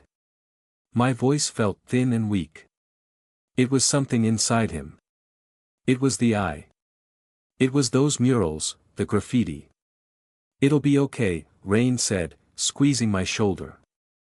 "It can't get us here, it can't do that again." I shook my head. She didn't know anything, no more than I did. "That might not be a bad idea," I said, nodding my agreement, clutching for any shred of normality here. "And what do we tell the doctors?" Rain asked. She wouldn't look away from Evelyn, staring, frowning. "And what if they can't help her?" Rain shook her head. "No, we need a mage. We could take her to my family." Twill swallowed. "My mother, she'll get this, she knows stuff. There's gotta be something they can do." "Not sure we trust your family, not with Evie." "Twill, please, stop," I said, but I had no steel left for my voice. The eye, it was the eye. It had gotten to Alexander, somehow. How? He'd known about my sister, hadn't he? He'd know about Maisie. He'd made contact, somehow. My mind whirled. I couldn't stop shaking. "If you're just going to stand there, I'll take her back to Brinkwood myself." Twill bent down toward Evelyn, preparing to lift her. I said, "I'm thinking." Twill froze. Kimberly stared at Rain, spooked animal style. A tremor of adrenaline shuddered through me. Rain had crammed such threat into those 4 simple words, without moving a single muscle. Twill straightened up, slowly, staring at Rain as if she couldn't believe her ears. She bared her teeth and let out a growl, a deep, thrumming sound. Rain finally looked away from Evelyn's unconscious form, and met the eyes of a very angry werewolf. "This time last year you would have been happy to see her dead," Rain murmured. "Good. 'Cause we're gonna need some of that. I'm not your enemy here, big bad wolf, but the one thing you're not doing is carrying Evie out of this house." "Rain, it's Twill," I managed to murmur. Rain shook her head. "Trust's got nothing to do with it. I'm cool with you these days, you're with us, you know that. Drop the anger. I don't like to admit it, but we're real vulnerable right now. You get me?" Twill blinked at her. Claws faded back into human hands. "What?" "Evelyn's always been her own best asset. Not me, not her reputation, not even this house which, right now, might be the only thing keeping her safe. If this was a trap, a setup by the cult dash." "It was the eye," I hissed. "Yeah, maybe it was." Rain glanced down at me, tried a smile. For once, it didn't land. "Maybe that's what the cult's doing now. They might have a line on her, know she's helpless. Might be on the way here. I don't think they're stupid enough for that, but they might. And this house, the wards, the servitors, everything her family left here is the only barrier we've got. Following me now?" Twill stared for a moment, then cast about as if lost. She nodded and scratched wildly at her own head. "The hell do we do then? Wait for her to wake up?" "Could wait for Preem," Rain said. "But being realistic, don't think she's coming home." I felt a sob catch in the back of my throat. "No," I said, "I was thinking." Rain nodded at Evelyn. "There is one person who'd drop everything and come running to help her. Evie'll kill me for it, but I can make a phone call, and I think we'd all rather have her awake and breathing fire, yeah." "Who are you talking about?" I asked, confused.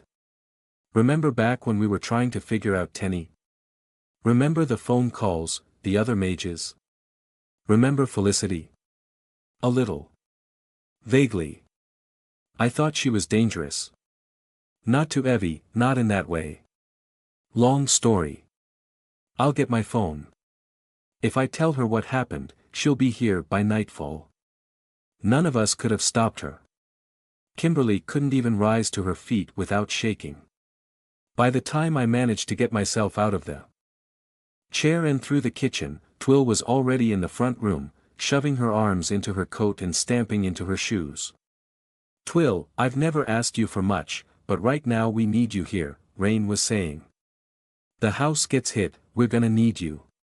You care about Evie? She needs you here. I can run to Glasswick in 15 minutes. Twill all but shouted in her face. Up the stairs in 30 seconds to find the head, and then dash, she swung a fist into her own palm. And then she wakes up. Right? What if it gets you too? Rain asked. Only thing spared us is we weren't looking. It won't make any difference, I heard myself say. Twill blinked at me. Her determined expression collapsed. I gotta do something. I don't want her to die, I'll be safe for 15 minutes. Come on, you've got a gun, right? Yeah, I have, Rain murmured. Twill, please, hey Dash. But Twill wasn't listening anymore. She unlatched the front door and bolted into the night like a racehorse, more wolf than human. She vaulted the garden wall, and sped off into the darkness, footfalls echoing in early morning hours of Sherrowford before dawn. Cold tendrils of air reached my face, but I couldn't shiver any harder. Rain, I whined. Rain stared after Twill, then quickly shut and locked the door. Wait here, she said, and hopped up the stairs, 3 at a time. She returned as quickly as she'd left, the matte black thread of her pistol in one hand, a sheathed knife in the other. I should go after her. I really should go after her, she said, grinning. But no way, I'm leaving you and Evie here alone. She tucked the pistol into the waistband of her pajamas, an image I'd probably never forget, and pulled her mobile phone from her pocket. I'm gonna make the call now. This might get weird, you don't have to listen. I swallowed, terrified, but I knew what I had to do. I have an idea. Rain's eyebrows climbed. Heather. I want to try to use brain math, hyperdimensional mathematics, to wake Evie up. Break whatever's been done to her. Rain lowered her phone. You think you can do that? I shrugged, and my voice shook a little. I have no idea. In theory, I can do anything, if I can endure the pain. It'll hurt, it might go wrong, I'll definitely pass out, but it's worth trying. Isn't it? Heather, hey, Rain tucked her phone and the knife away, and then gave me a hug. Goodness, I needed that.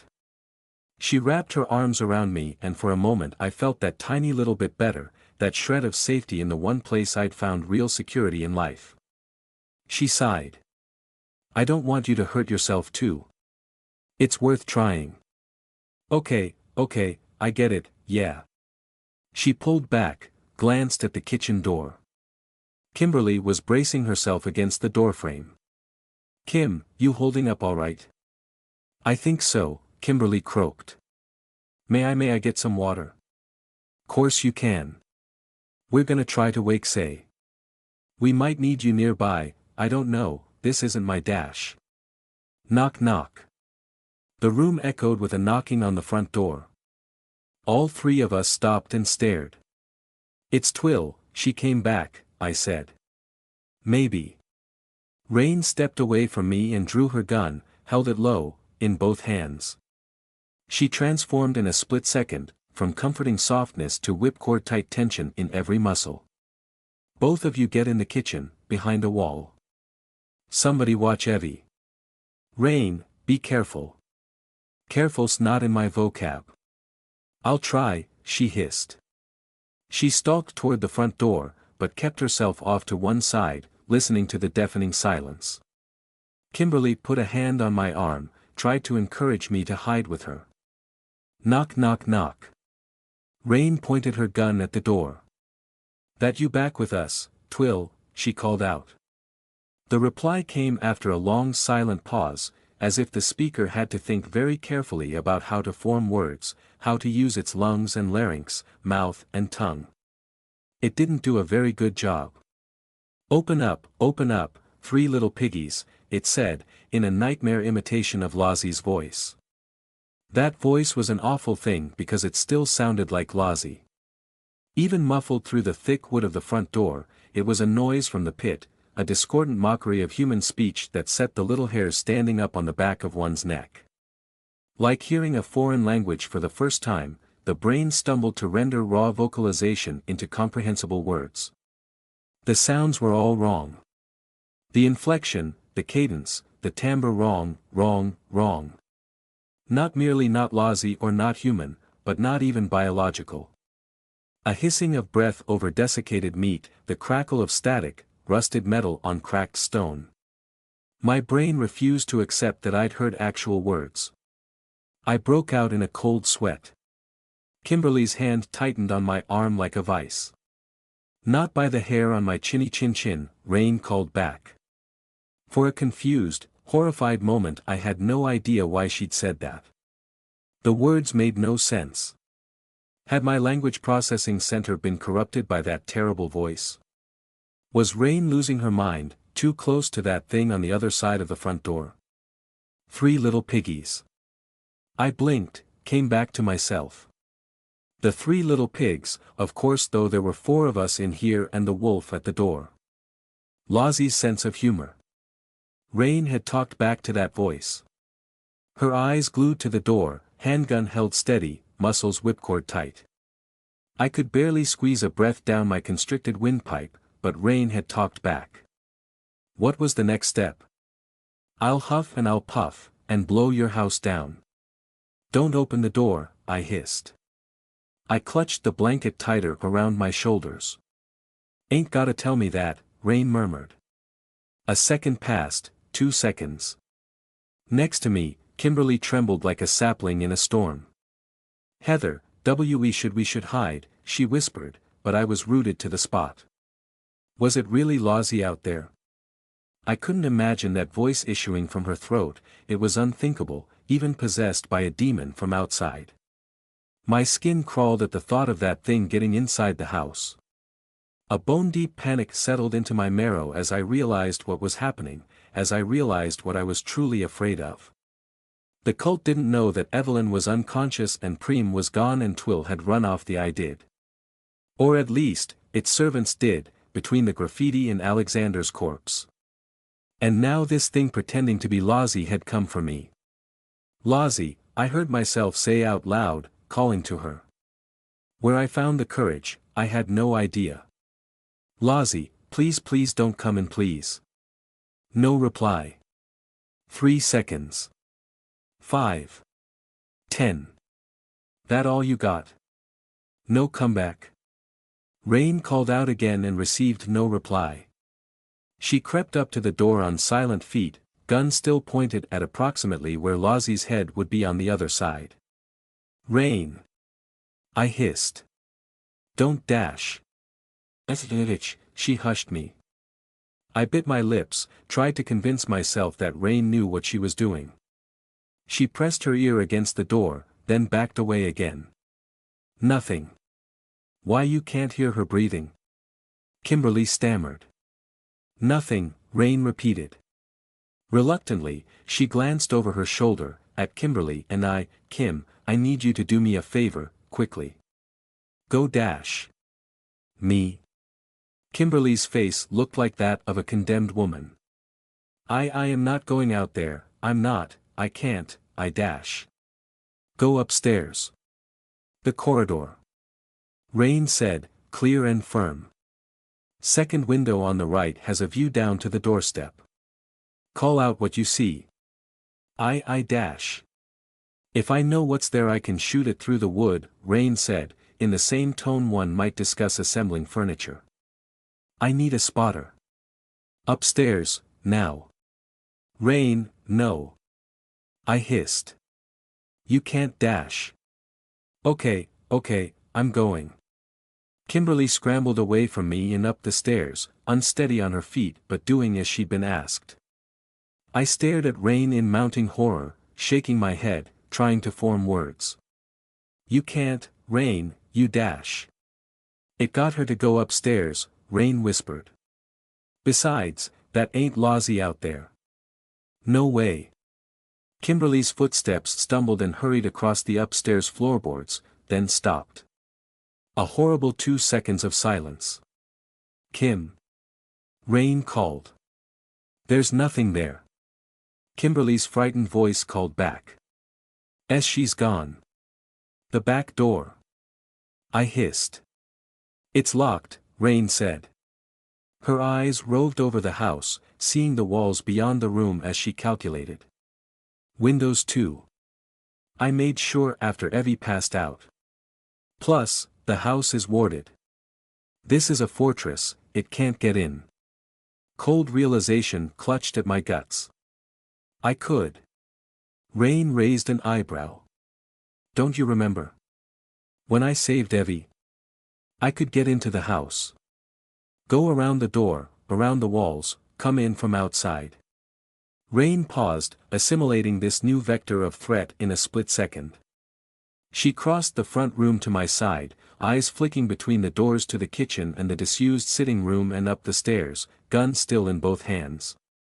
"Kim, get back down here," she called, then turned to me, a bad attempt at an easy smile on her lips. "We need to stay with Evie, all together in one place. This thing comes for us, we'll be dash. It wants me, Rain. It's from the eye." I couldn't stop shivering. She grabbed my shoulder and squeezed stable, firm, so confident, whatever situation we found ourselves in. I wish I could feel such courage. What? Kimberly clattered halfway down the stairs, blinking at us. "Talking to the nasty, never mind. New plan, Kim, we're all going back to wait with Evie while I make a couple of phone calls. I think we're safe inside the house, for now, but we need dash. Heather." My name in that thing's mouth. It stepped out of the corner of the room, as if it had been standing there the whole time. In an instant, I understood why Kimberly had hidden in her flat for a week after this thing had visited her. Uncontrollable revulsion took me, every muscle. Responding on a pure animal level. I must have backed away, because I recall my shoulders bumping against the wall. Rain span and pointed her gun, but even she took several involuntary steps of disgusted retreat. Kimberly screamed and tripped over her own feet as she scrambled back up the stairs. Stack had told the truth, this thing was not Lozzie. It could not be. I refused to believe such violation was possible. The alternative was to go mad with horror for my friend. Perhaps if you'd only ever met Lozzie a few times, distracted and pressured by the Sherrowford cult and the nightmare of your own life, perhaps if you were terrified out of your mind and alone and scared, and unwilling to examine her too closely. Perhaps if you'd only ever seen Lozzie in her wretched, abused state, rather than the bright, energetic girl I'd known in the dreams. Perhaps then, you might mistake this mockery for the real thing.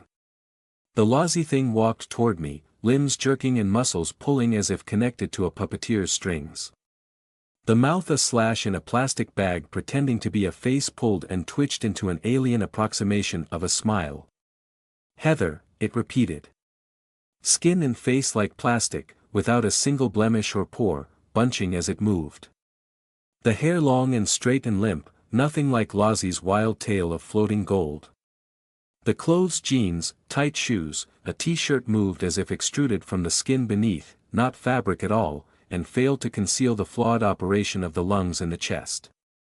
The eyes, empty and dead, pointed at me but contained nothing inside. It was so deep in the uncanny valley, it should have flown apart or fallen down under the conditions of our reality. To breathe the air it exhaled was to risk contamination. It stretched out one hand toward me, every fingernail a precise arc of white. "Back to school," it sang. I shook my head and tried to back up into the wall, willing the plaster and brick to swallow me. I couldn't think with this abomination bearing down on me. I couldn't even scream. Rain stepped away, gave it clear passage. In that moment, I didn't blame her. The only thing worse than letting it touch me would be for it to touch her. Once it had me, it would leave. Evelyn and Rain, people I cared about, at least they would remain uncorrupted by this thing's mere presence. Rain took one more step to the side. Yes, get away from it while it's still ignoring you, Rain, please, don't let it take you two. Then 2 quick steps toward the lousy thing. She raised her handgun and shot it in the head. The deafening bang crack of the gunshot sent a whip of reaction through my adrenaline-tightened body. The shot passed clean through the lousy thing's skull. No puff of blood and brain, only a jerk of the head to one side from the kinetic force of the bullet. It paused mid-step, as if it was trying to decide whether a bullet through the head was fatal or not. Rain held the gun ready for a second pull of the trigger, but even her hands were shaking. Stepping closer to that shambling thing went beyond bravery and into madness. Then the lousy thing crumpled. It clattered to the floor in a tangle of limbs, eyes staring at nothing, and lay completely still. My breathing returned too fast, lungs sucking down great heaving gouts of air as my head span. I wrapped both arms around my chest and squeezed, tried to stop myself from hyperventilating. It's not lousy. I almost screamed. Make sure it's dead. Rain nodded, leveled her gun, and shot the lousy thing in the head a second time. Another bang crack to make me jump and jerk. The corpse didn't even twitch. It's dead. It stopped moving. It's not moving anymore, and that is great. Rain blew out a long breath, recovering much faster than I could. I am super happy that thing is not moving anymore. Top of the world, in fact. And yeah, it ain't lousy. Snot her. Look at it, no way. Rain, I whined. That pulled her together, the sound of me still in pain. She was on me faster than I'd been prepared for, half hug, half lift, bundling me away from the lousy thing's corpse on the floor. Hey, breathe, yeah. It's dead, I got it. And it wasn't lousy. No, it wasn't, there's no way, dash. It's okay. Don't look at it. I know, it's not as bad now, it's not moving, but dash. It was never lousy, couldn't have been.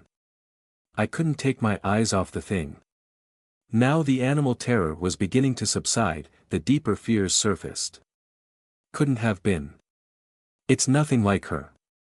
Heather. Hey, look at me. I'm okay, I lied, nodding, pulling the blanket tight around my shoulders, shivering inside and out. Hey, it's all right to admit it, she said, and the grin, that endless, confident grin, eased back onto her face. Neither of us are okay right now, you don't have to pretend otherwise. But we will be. We need to deal with this. She squeezed my hands, pressed them to my chest, and turned away. Hey, Kim. She called out. It's dead, I domed it, get down here. Kimberly appeared from the top of the stairs, wide-eyed and ashen-faced. She stared at the corpse on the floor. You shot Lauren? She asked, voice so small. It wasn't her. Not really. Oh. I shook my head, and bit down on the sob in my throat. I couldn't be certain, but I had to convince myself that this was not lousy, had never been lousy, that such a beautiful friend could never, ever be violated like this. It wasn't her. It was a trick, from the eye, or the cult, or both somehow. I tried to draw myself up, not look at the thing. Wait, I murmured. Wait, why didn't Evie's spiders respond? Rain quirked an eyebrow at me. The spider servitors. They're supposed to, when there's a threat in the house. They came for Twill that one time. Where are The spiders had responded, 2 of them. One of the spider servitors lurked behind the kitchen door, frozen in place. The other was upside down just beyond the stairs, mass of crystalline eyes fixed on the lousy thing's corpse.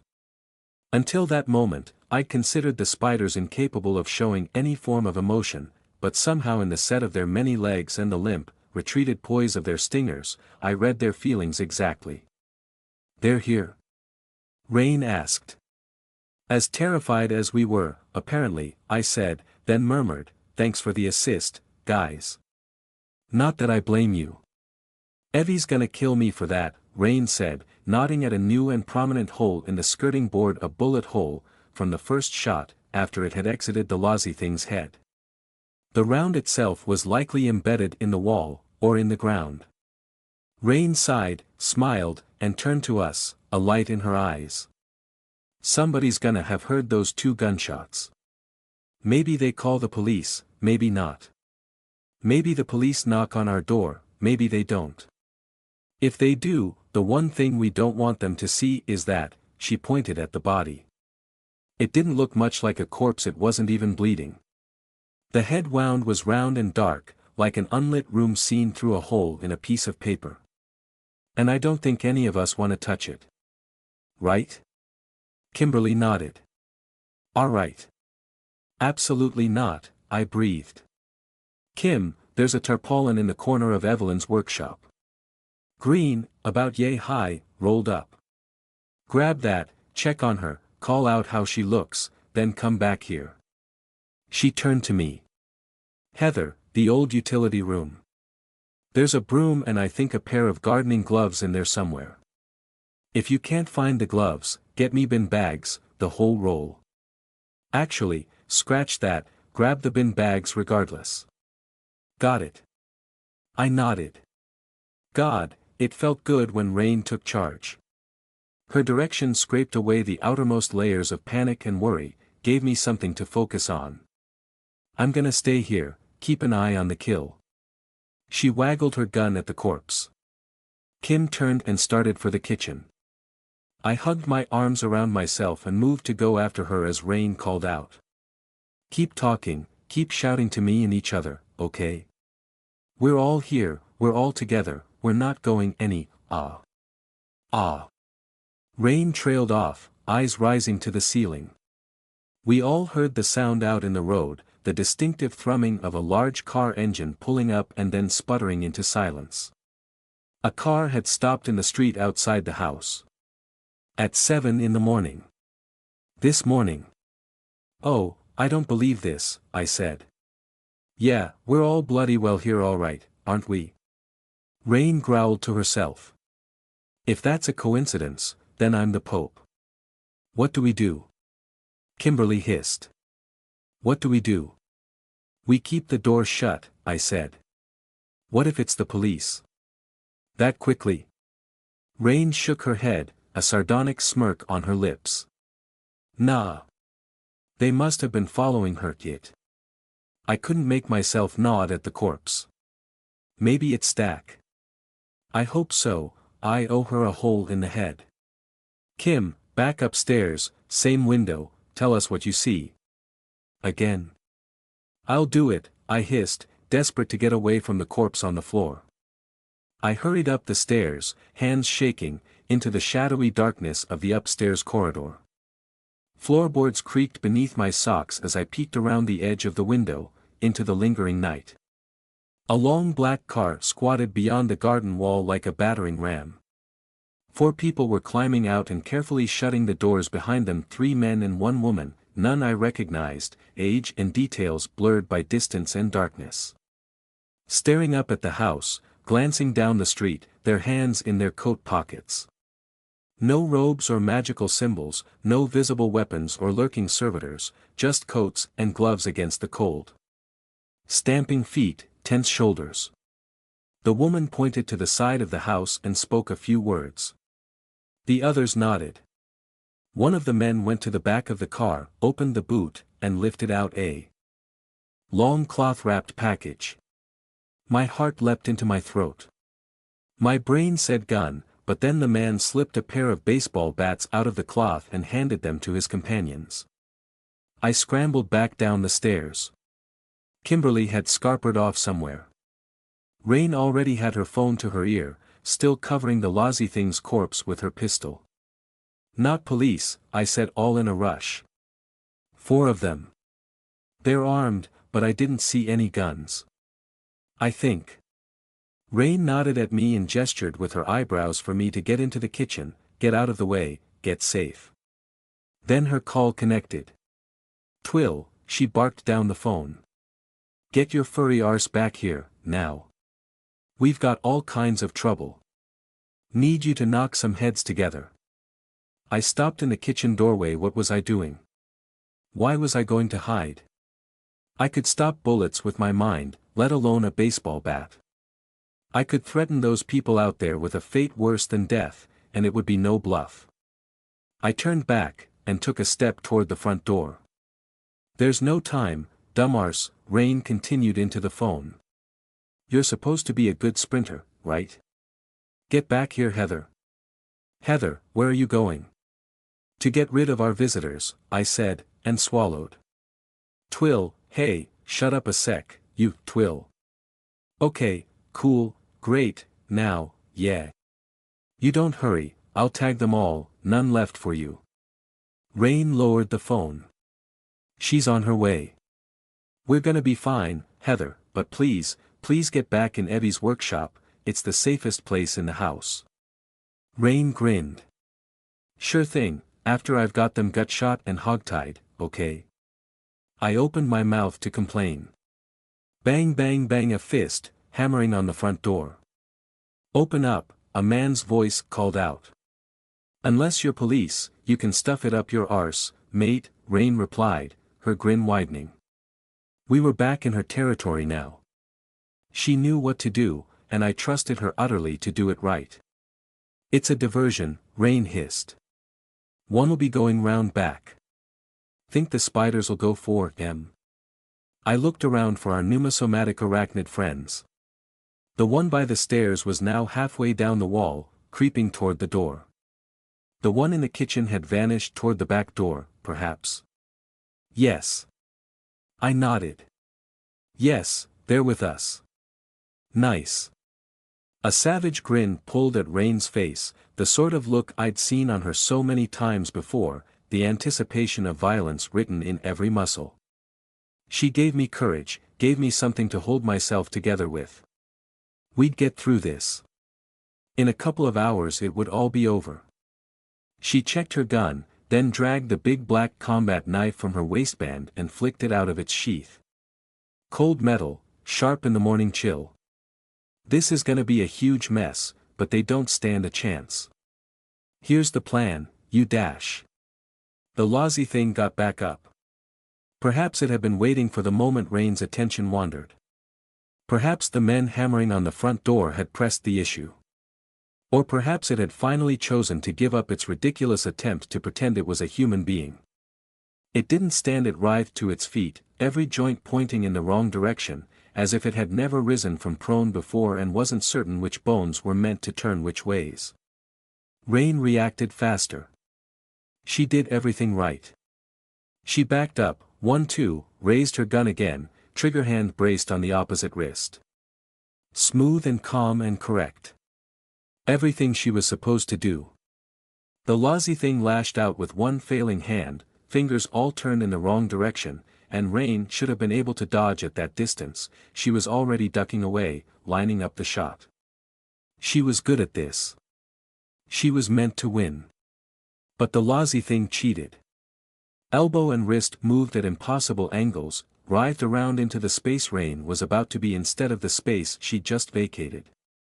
A miracle of instinct, really, that Rain understood what was happening, that she managed to turn and shove her big black serrated knife up and into the thing's throat, through imitation windpipe and imitation brainstem. The lousy thing's palm slammed into Rain's chest. A crack. I remember the cracking sound, the sound of one of Rain's ribs snapping. All else was panic, contextless snippets of memory in a sea of adrenaline. Rain sliding down against the wall, unconscious, the force of the blow more than mere physical impact. The lousy thing stepping toward me again, wheezing, back to school, through a ruined throat. Kimberly, in the kitchen doorway, screaming and scrambling away, dropping a tarpaulin on the floor, which I promptly tripped over. The hammering on the front door, again. I think I grabbed a chair in the kitchen. No, I know I grabbed a chair from the kitchen. I grabbed a chair and tried to throw it at the lousy thing, the unthing, the thing that should not be, shambling toward me, the sheer physical pressure of its mere existence enough to crush all thought and reaction down into a singularity of disgust. Me, weak little Heather, who didn't have the upper body strength for a dozen push-ups, throwing an old heavy chair. The chair bounced across the floor. The lousy thing smashed it aside. It grabbed my wrist, that unskin, fingers like alien bones, flesh without human warmth or prosthetic logic, and smiled, and wheezed, "Time to go home." Reality folded up. How quickly one can lose everything. Reduced to thin clothes and lingering body heat. Friends, defenses, ideologies, all shed in an instant, leaving behind an ape whimpering to itself on the ashen ground of an alien dimension. "We are home," the lousy thing said. I didn't need to open my eyes to know where she'd taken me. As reality reasserted itself, I crumpled to my knees and refused to open my eyes. Perhaps if I didn't look, I could retreat to a safe place inside myself, and everything that was about to happen would happen to another person, but I knew that was impossible. In a few heartbeats, I would be denied any coherent sense of self. A great pulse of awareness, from the sky above. My lips formed, "No, no, no, no," over and over and over. The lousy thing still gripped my wrist.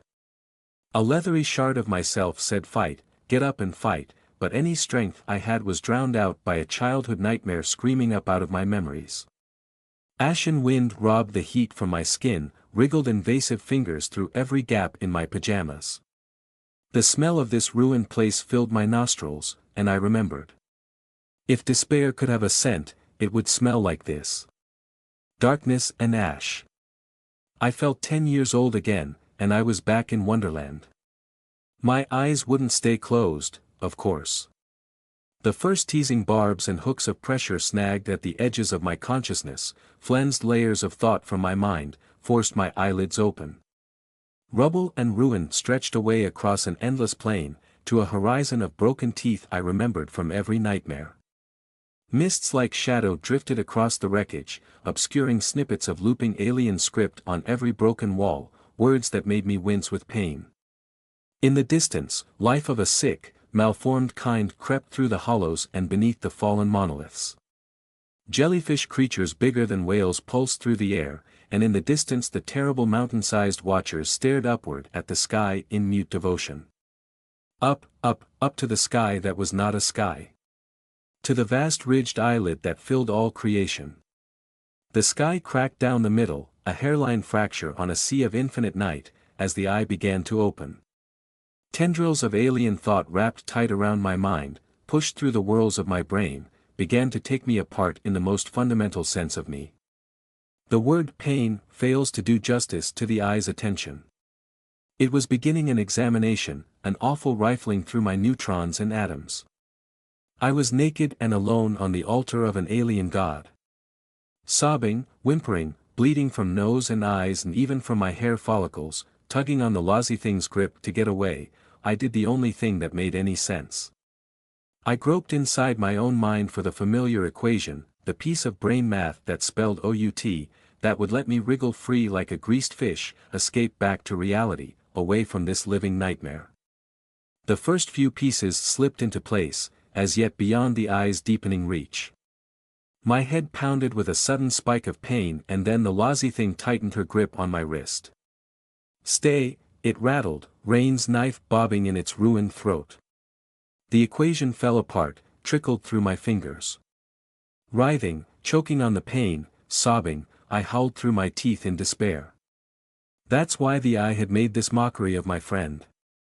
That was her purpose. To stop me using what it had given me. This wasn't how I'd imagined myself returning to Wonderland.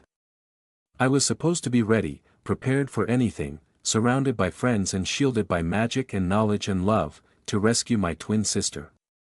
In the private, quiet hours of the night, sometimes I'd imagined myself armored, though I couldn't have defined exactly how.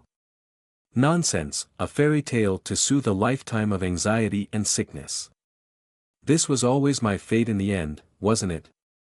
Cold and terrified, dressed in my pajamas, my mind flayed down to nothing until I was a screaming ape in the dust, the same as 10 years ago. No escape. Even if I'd lived to see 70 years, there was no escape. Was this how my life ended? After not even 6 months of warmth and meaning. At least I'd be with my sister again soon. We were all the way down now, from the rarefied heights of firearms and friendship, heroics and hyperdimensional mathematics. I was just an ape with a sharp rock in its hand. My free hand had moved on automatic. There wasn't enough of conscious Heather left to make a plan, the eye had already displaced too much. But a tiny, warm part of my mind held out for a few precious moments, a part nurtured and fed and encouraged by rain week after week, day after day, the part that still believed in myself, that I deserved to live, that this scrawny messed up scrap of flesh called Heather was going to win. That part of my mind had found a piece of shattered masonry within arm's reach. A leftover shard of whatever had inhabited this dimension before the eye had arrived, or been born, or been wrought by some magical insanity. You can sling all the alien math you want, but at the end of the day a rock can still bash your brains out. A rain-approved course of action. The lousy thing was busy staring up at the eye, communicating, whatever. Ape Heather didn't care. Ape Heather lifted the rock up and slammed it down as hard as she could on the lousy thing's wrist. Slam, slam, slam. I wasn't really there, it wasn't me doing that, I was pure animal by that point. I spat and screamed and howled my little defiance at the eye's tendrils worming their way through my brain, and I shattered whatever the lousy thing used for imitation bone. I pulled free, fell back onto the ashen ground. The eye was open, another sliver 1,000,000 miles wider, up there in the firmament. Its thoughts were in my soul, the pressure of its massive tentacles strangling all thought, let alone emergency brain math. I believe I tried to throw the rock at it. Then, a light. A light that touched my mind, my soul, the tiniest bright spot from amid the vast probing darkness of the eye. The smallest, weakest ebb against this tidal wave of pressure. It passed over me, like a lighthouse searching for a reply, and for a second I was myself again. I did have one ally here in Wonderland, didn't I? I think I managed to speak my sister's name. I'm not sure. The light passed away from me. Only a second's pulse of relief, and I felt the eye's attention gathering to crash back down. Relief had served as false hope. Neither of us could hold this back for long. A tiny pop of displacing air, the crunch of gravel under shoes, and a wah. Maisie hadn't been calling to me. She knew we had no hope here. She'd been calling for help. Lozzie, the real Lozzie, stood there on the ashen dark ground of Wonderland, 5 feet away from me and her abominable double, eyes wide, a chocolate brownie halfway to her mouth. She dropped the brownie in surprise. How could I ever have mistaken a fake for the real thing? Lozzie was beautiful, though part of that was the relief speaking, the relief that she was neither dead nor possessed. She looked healthy, no more bruises or bloody scabs. She was wearing flip-flops on bare feet, a plaid skirt, and a pink poncho. Somehow, she'd had a haircut, fringe a neat line, trailing ends tidied up. How in God's name did one get a haircut outside? It's me. She blurted out at the double, then saw me. And you. She lit up, then looked up. Her face fell. Oh dear. Lozzie. The eye's tendrils pierced my brain again, thoughts peeled back. Lozzie winced, she felt it too. The double turned toward her. Kill it. I managed to scream. She blinked, and said, "Oh, right," in the sort of tone one might use when asked to please put the laundry on. Lozzie raised her hand, clicked her fingers, and pointed at the imitation thing. The gesture seemed superfluous at the time, only later did I realize it resembled the manner in which one might issue a command to an attack dog. Lozzie's attack dog did not disappoint. Burning chrome and lightning-etched steel, shining armor. A bulwark of metal, a tower shield. A shining star, the point of a lance. A helmet, no visor for eyes. Seams in the armor but not cut for a human. It rose behind Lozzie, twice her height in pneumosomatic spirit flesh. A knight. The lance took the imitation Lozzie full in the chest, threw the creature 50 meters to crash down in the rubble and dust. The knight raised the tower shield over its head to shelter us both. I gasped, spat blood and bile, and drew in a shuddering breath, suddenly myself again. Bruised and bleeding, my sense of self was intact once more.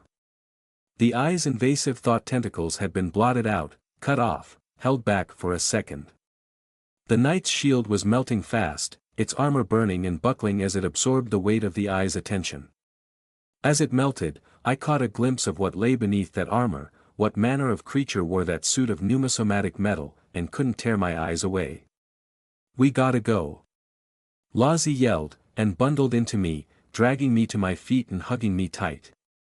She grinned in my face, then in an act of pure absurdity she waved upward at the eye. "But bye, Lozzie." "Yes," I yelled back. "We have to dash." Wonderland dissolved into a kaleidoscope, folded up, and collapsed into nothing. I screwed my eyes shut and clung to Lozzie with all my strength. All my strength was not enough. Dead hands grasped my ankles. Cold, hard, rough bare concrete beneath my cheek. I gasped awake and sat up in a rush, confused and dehydrated, eyes gummy with dried blood. Everything ached. Tried to move my right hand to my face and found I couldn't. My wrist clinked, caught, stopped.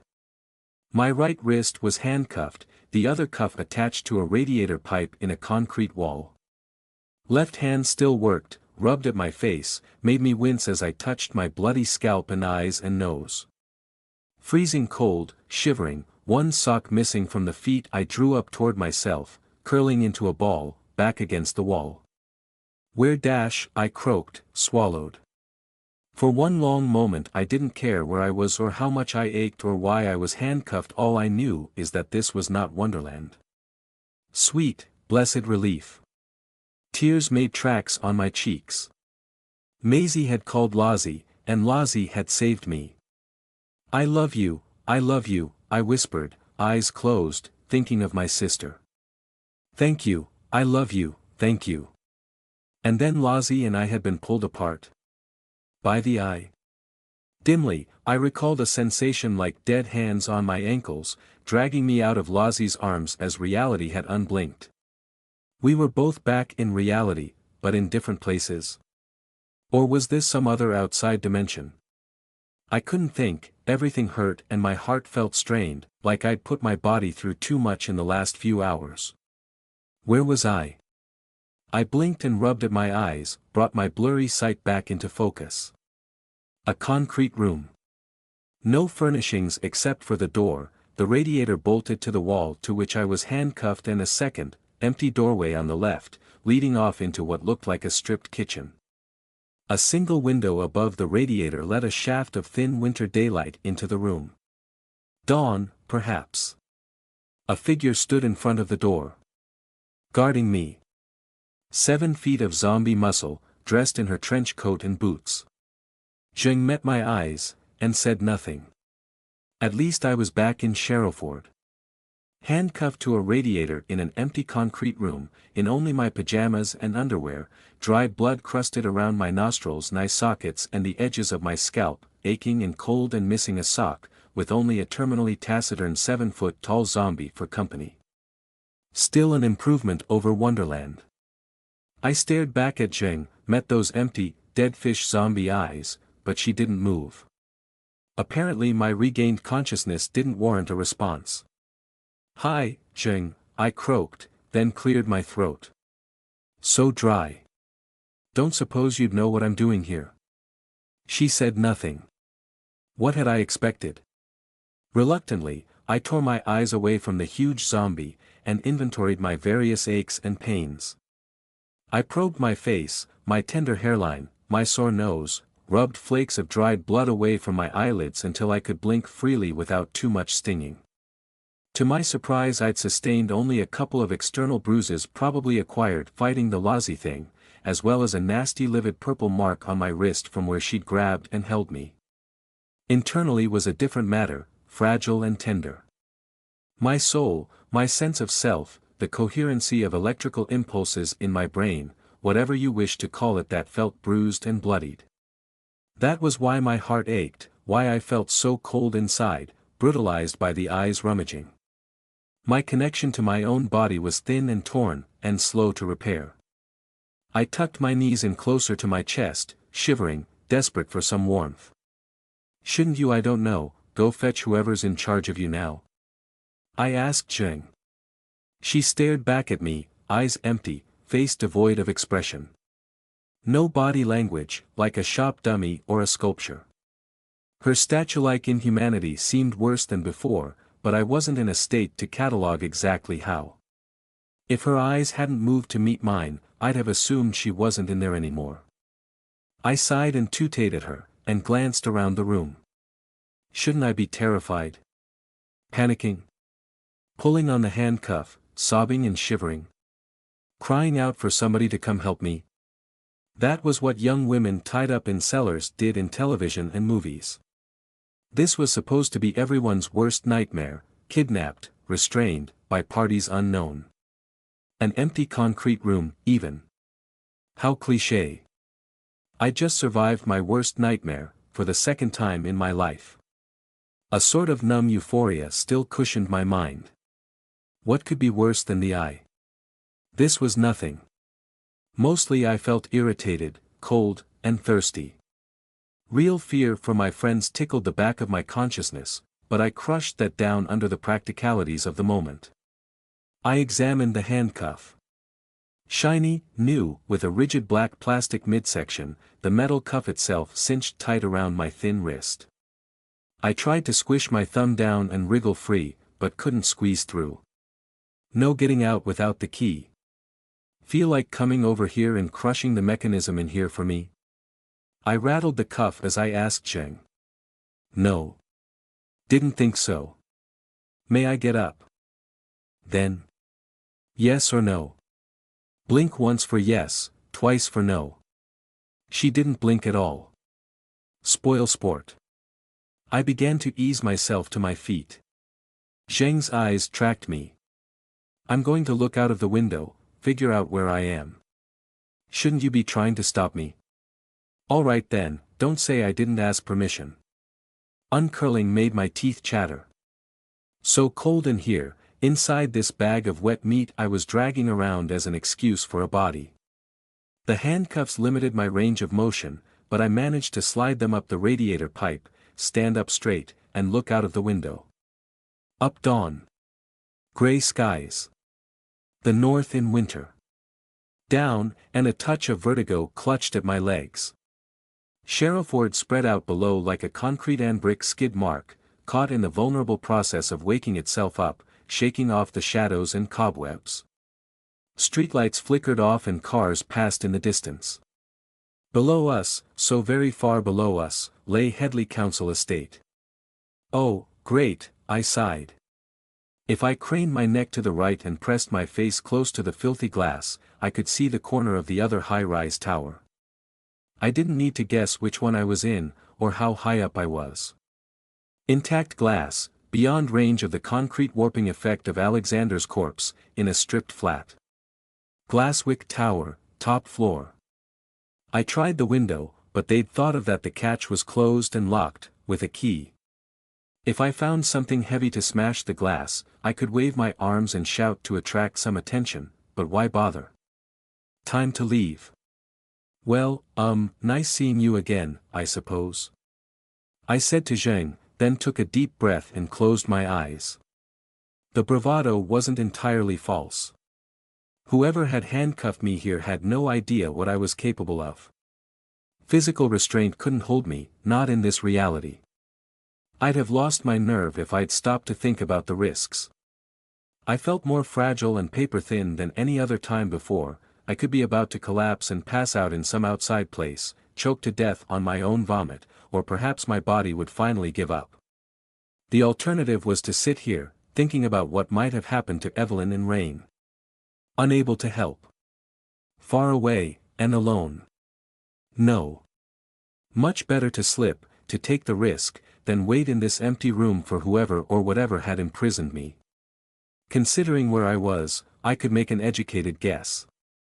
Familiar by now, almost deceptively smooth, the first pieces of the equation slipped into place.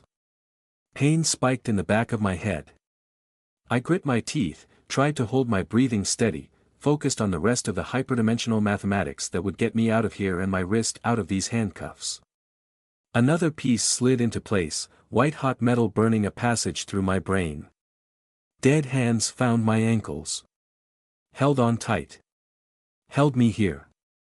I gasped out loud, opened my eyes, and dropped the equation on purpose this time, carefully, though it still stung like starfire and made me curl up around my stomach, wincing and wheezing pained breath through my teeth. I blinked down at my feet, but no skeletal hands clutched my actual flesh. Where had that sensation come from? That wasn't you. Was it? I asked Zheng, but she didn't look like she'd moved in weeks. Shaking, confused, with real panic rising up my throat, I tried again. I got further that second time. Pushed right up to the edge, stomach heaving on nothing but bile, and the feeling of bony, desiccated hands wrapped themselves around my ankles, held on tight, clawing at the periphery of my soul. Crumpling to the floor, hacking and coughing flecks of blood onto the bare concrete, exhausted by the effort of failed brain math, I whined in horrified frustration. The calm and lack of fear slipped through my fingers. I scratched and scrubbed furiously at my ankles, trying to wipe away the memory of that awful grasping. Get off me, get off me. I hissed. Let me go. I couldn't slip. My captors came to check on me 10 minutes later. Felt like eternity. Turned out the reason I'd been so unafraid was the assumption I was able to slip away, use brain math, get out of here. As soon as I couldn't, it all came crashing down. Nothing to do except think, huddled against the wall, going around and around inside my own head, faster and faster. I needed to get out of these handcuffs and break the window, but with what? How? Could I get past Zheng? Hit her with a wrecking ball of force again, like I did before. I'd pass out afterward, and then I'd end up right back where I started, unless I took the top off the entire building. Nobody was coming to rescue me. Rain had been knocked out, maybe worse. Vulnerable. Acid burned in my throat. Rain, made vulnerable. Chest tight, shivering in the cold. Evelyn too, in a magical coma, alone and unprotected, except for Kimberly, and she'd run away. Didn't blame her. How long ago had those strange men been hammering on our front door? An hour? 2. I needed to get out of here. They could be anywhere, anything could be happening. The eye could be coming back for me. What about Lozzie? Why wasn't she appearing to help me? Was she trapped here too? Nearby, tied up like this, unable to slip out because of dead hands grabbing at her feet? Was she scared too? The radiator was bolted to an exterior-facing wall, so I couldn't hammer on the concrete. The best I could manage was to stretch out a leg and thump my heel on the floor. Lozzie! I yelled at the top of my lungs, throat hoarse and raw. They should have gagged me. Lozzie! Dust and echoes. I wanted to cry, but I was alone, no heroic Rain coming to rescue me, no friend about to appear around the corner to help. Alone. I did cry, a tiny bit. I'm not ashamed to admit so. No, not like in films or television at all. Sometimes there's no way out, unless you cheat. I focused on Zheng, and started thinking like a mage. Last I'd seen the giant zombie woman was in the cult's ridiculous castle, in the last moments before I'd killed Alexander Lilbun. She looked as if she'd been treated to at least a perfunctory wash since then. Clean boots, new denim trousers, greasy black hair sticking up in all directions from a pale scalp. Her trench coat was mercifully free of blood but was still missing the left sleeve where I'd knocked her arm off, the reattached limb still exposed. The arm looked much healthier, her shoulder no longer a mass of pulp tissue, now all clean, lean, toned muscle. Unlike every previous time we'd met, her trench coat hung open. She wore a thin white t-shirt beneath, and obviously no bra. Also, unlike every previous time, I finally witnessed the true extent of Zheng's tattoos. I'd seen the tattoos on her left arm before, in those terrified moments when she'd confronted Lazi and I in the cult's castle, but I'd had neither time nor presence of mind to examine them. Now I had nothing but time and fear, and Zheng stood there, unmoving, the white t-shirt doing little to conceal either modesty, muscle, or body art. All of it was faded, some more, some less, some almost to nothing from different times, different ages, inscribed in different hands, some on top of older designs, some interlocking with them. Zheng's skin carried a multi-generational work of art. Among the faded, blurred tattoos, one unmistakable addition stood out, bold and clear. On her exposed left forearm, the one I'd injured, a half-complete spiral shape interlocked with a much older part of the design. The ink looked fresh. "That's new," I said to Zheng, meeting her eyes again. "And you didn't do that yourself, did you?" A mad and dangerous idea took root in my mind, based on too many assumptions. I wet my lips, weighed my courage. Better than sitting here. If I could only reach her. Then, I realized I was an idiot. "The cuff," I said out loud, and sighed in sudden relief. "I'm so stupid. Heather, you're so stupid." Heart fluttering with nervous tension, I grabbed the rigid middle of the handcuffs with my free hand. If I couldn't go outside, then these could, and the glass in the window could, too. A key rattled in the door, interrupting my small nervous victory. Jerking to my feet, heart in my throat, I rose as best I could to meet whatever had come for me: Alexander's walking, headless corpse, or the lousy thing with a hole in its chest, or robed cultists with knives and chanting. I kept my hand on the cuffs, but internally I began to prepare, painfully and with some reluctance, for a very different kind of brain math. Whatever they wanted, whatever came through that door, I was going to fight. The last thing I expected to step into that barren concrete room was three very ordinary-looking people. A woman, and two men. The woman was the leader, I think. She stepped inside first, with a pause at the threshold and a curious raised eyebrow at me. "You gonna to try to kill me?" she asked. "I don't know," I managed. "Should I?" I recognized her. This was the woman who'd been outside number 12, Barnslow Drive, directing the men. The two who followed her into the room, however, had not been at the house. The first was exceptionally clean-cut and very young, perhaps no older than me, not a hair out of place on his blonde head, in a crisp white shirt and a plastic smile. He had a large notebook open over one arm and a pencil ready in the other hand, and went straight to Zheng, peering down at her exposed arm and making noises. The second man looked like a teenage drug dealer or pothead who'd aged badly into his 20s. He squinted at me from under scraggly twists of hair escaping from his beanie hat, and played with an unlit cigarette held in grubby fingers. For some reason, he made me think of a badger. Neither of them looked like capable muscle. The woman scared me much more than either of them. She sighed and cast about the room. "Well, she's still here." "You owe me 20 quid, the badger man said." "Later," she grunted. They watched me for a second, in silence, though the clean-cut man was absorbed in taking notes as he examined Zheng's tattoos. Their looks felt nothing like the pressure of Alexander Lilbun's infinite self-satisfaction. His gaze had been like a snake waiting for a twitch. This lot looked more like they weren't sure how to proceed. As a second turned into 2, then 3, then 5, I realized the look was no act. They genuinely had no idea what to do with me. If they were hoping I'd say something, they didn't know what. He ignored her and lifted Zheng's wrist, to examine the new tattoo up close. Zheng didn't even glance down at him. "The new sigil is taking properly," Marcus murmured.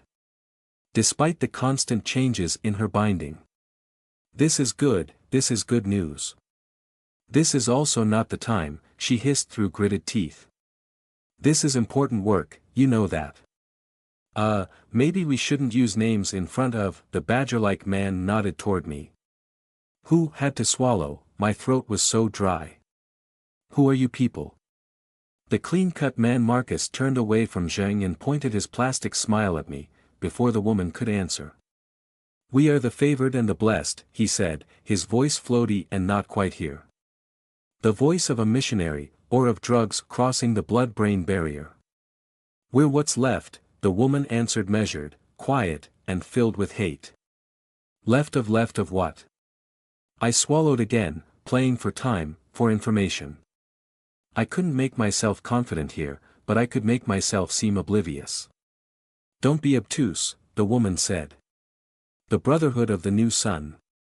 The badger man snorted an empty laugh. I glanced between the three of them, but there was no joke in their eyes. The woman sighed and shrugged. Just you three? I asked. I'm not completely stupid, I'm not going to tell you that, the woman said, then narrowed her eyes and smiled in a thin, dark way, voice turning sarcastic and mocking. No, in fact, there's dozens of us, hundreds even. All of us exist purely to torment you, because you're the center of the goddamn universe.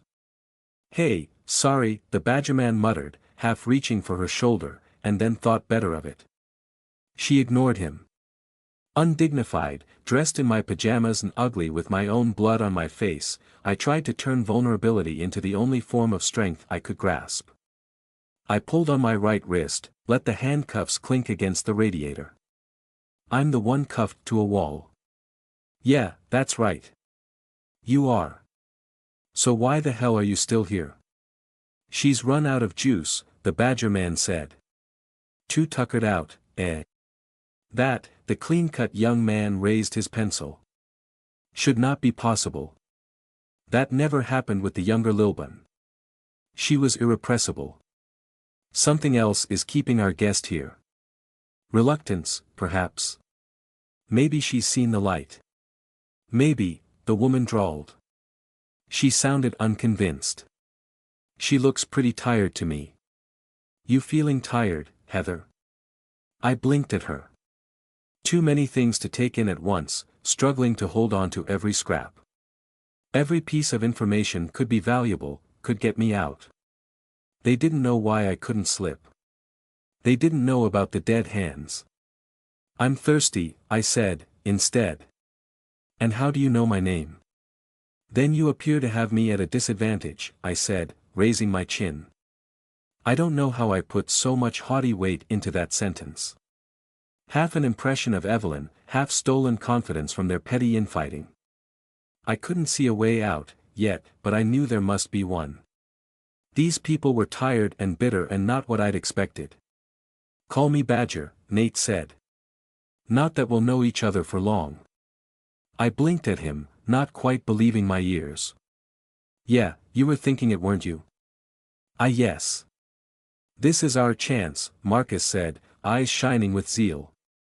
This is our opportunity, to prove ourselves, to him. She can't leave, or she's unwilling to go, and the construct, well, the construct is missing. So we send her, ourselves. We send her back to him. Sarika grunted, staring at me. Sounds good. We must. We must do it. All right. We will. Hold on to your pants, she grunted. What? I asked, stomach sinking, but I didn't really have to ask. A cold shiver ran down my spine and into my blood. Send me where? You people work for the Eye now, don't you? I. Sarika raised an eyebrow. That's what you call it? Makes sense. Badger shrugged. He has a name and his glory should not be diminished by our fragility, Marcus said, raising his head and closing his eyes. Then he spoke the Eye's true name. A knot sound with no business issuing from a human throat. My eyes stung and my ears popped as a static crackle passed through the frigid air. I assumed the temperature dropped, as it had months ago when Evelyn had spoken the Eye's name to make a point, but the bare concrete room was already too cold to notice. Sarika jerked and winced, gritting her teeth. Badger grunted and screwed his eyes up. Zheng blinked. Marcus raised his voice, a little blood on his lips. We speak his name and embody his will and dash. She'll do it, man. You know she will, Badger said. I will not apologize for my devotion, Marcus said through his plastic smile.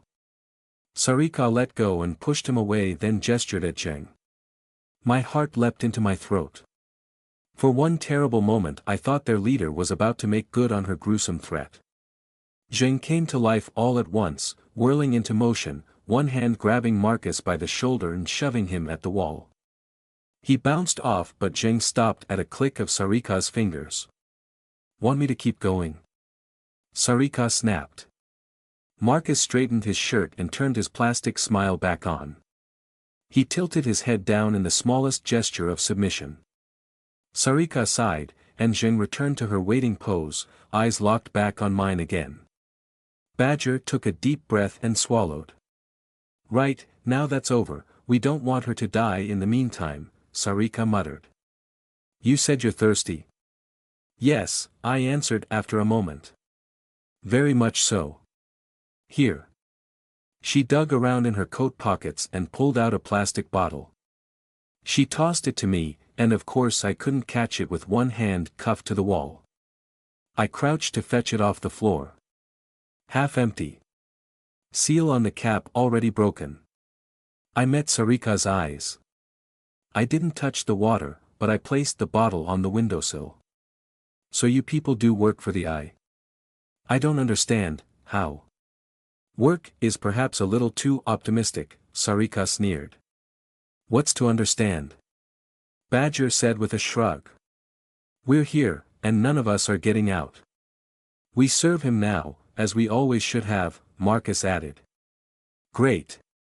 The eye, my childhood nightmare, my twin's jailer, and the ultimate foe of everything good in my life, now had a real-life doomsday cult in Sherrowford. I could connect the dots even if I didn't know the details. Alexander had found out about Maisie and my past, somehow encountered knowledge about the eye. And now his former followers had decided to worship the thing as a god. I'm certain Evelyn could have told about a worse possible outcome, but right then I couldn't see one. How did I get here? I asked. A wonderful question, Sarika said. One we were hoping you could answer, in fact. What?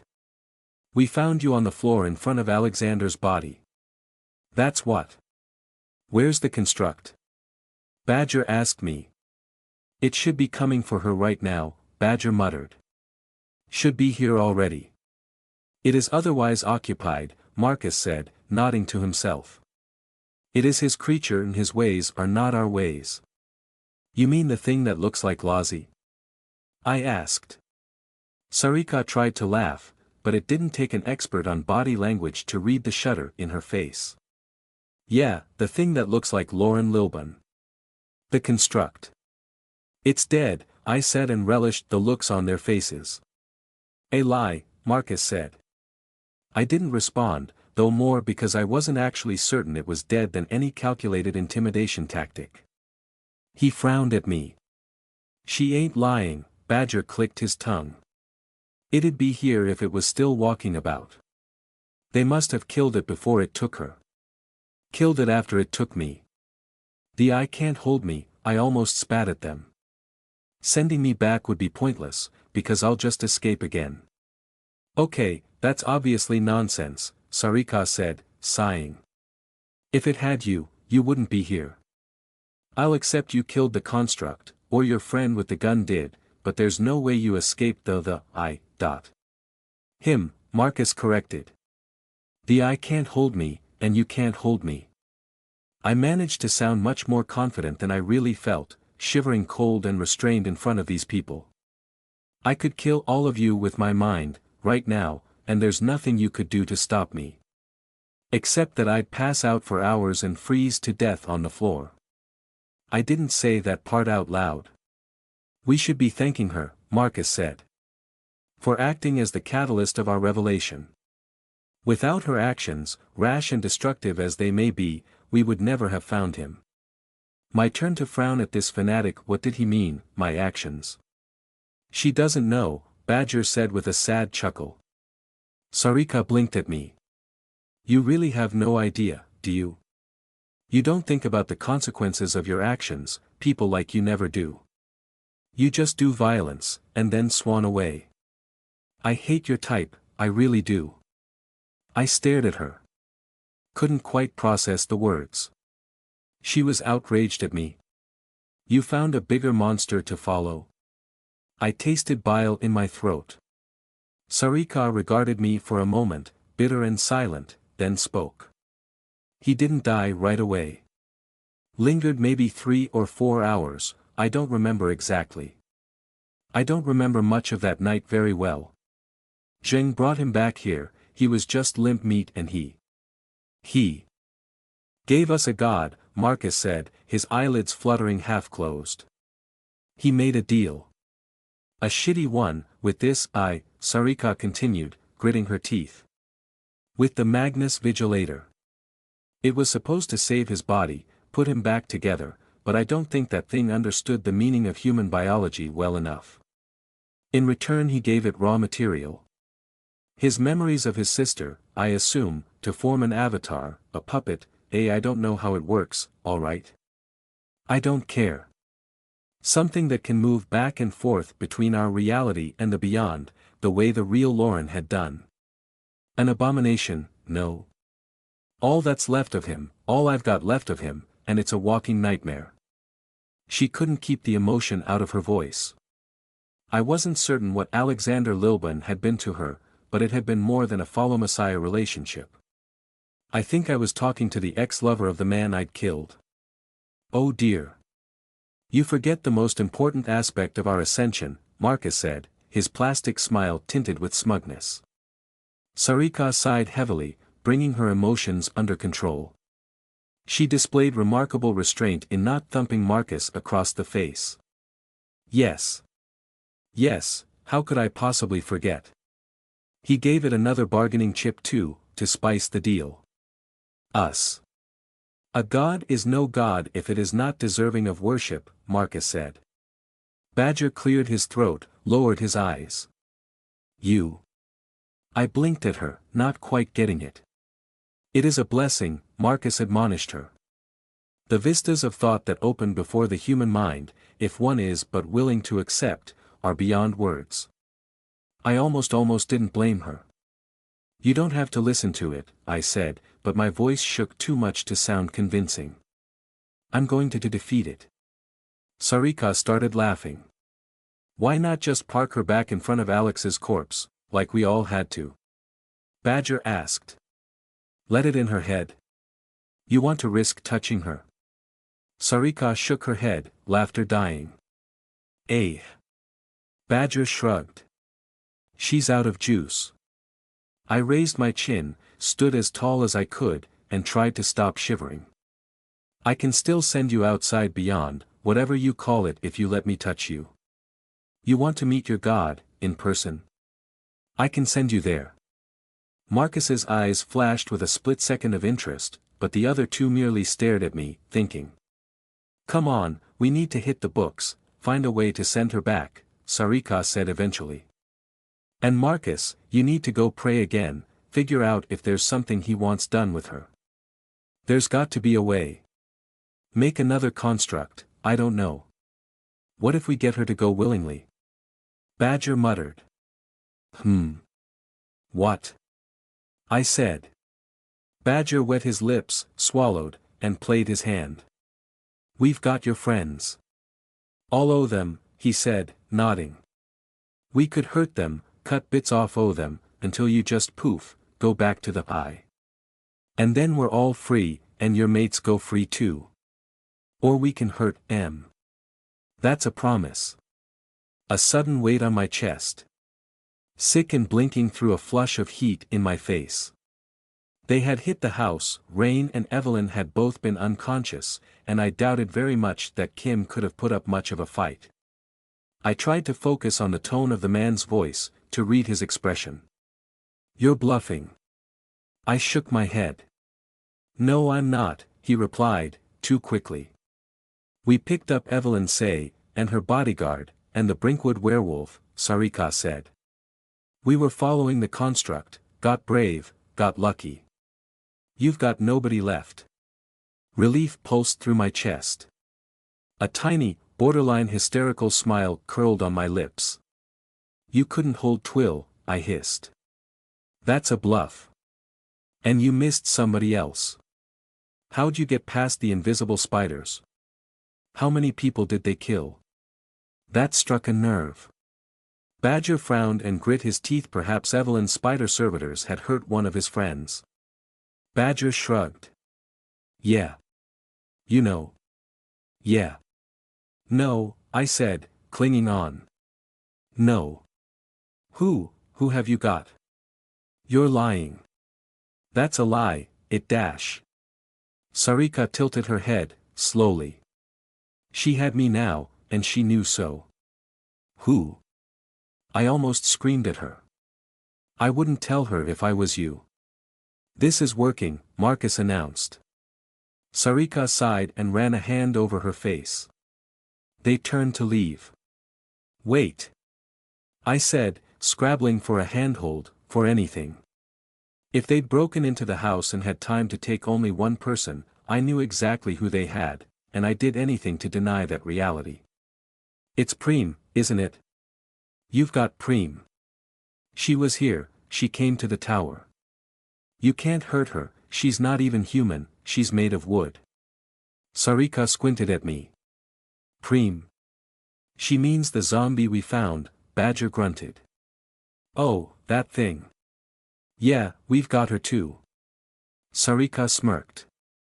Don't worry, she won't be mounting a rescue anytime soon. She's in a bottle. Corked.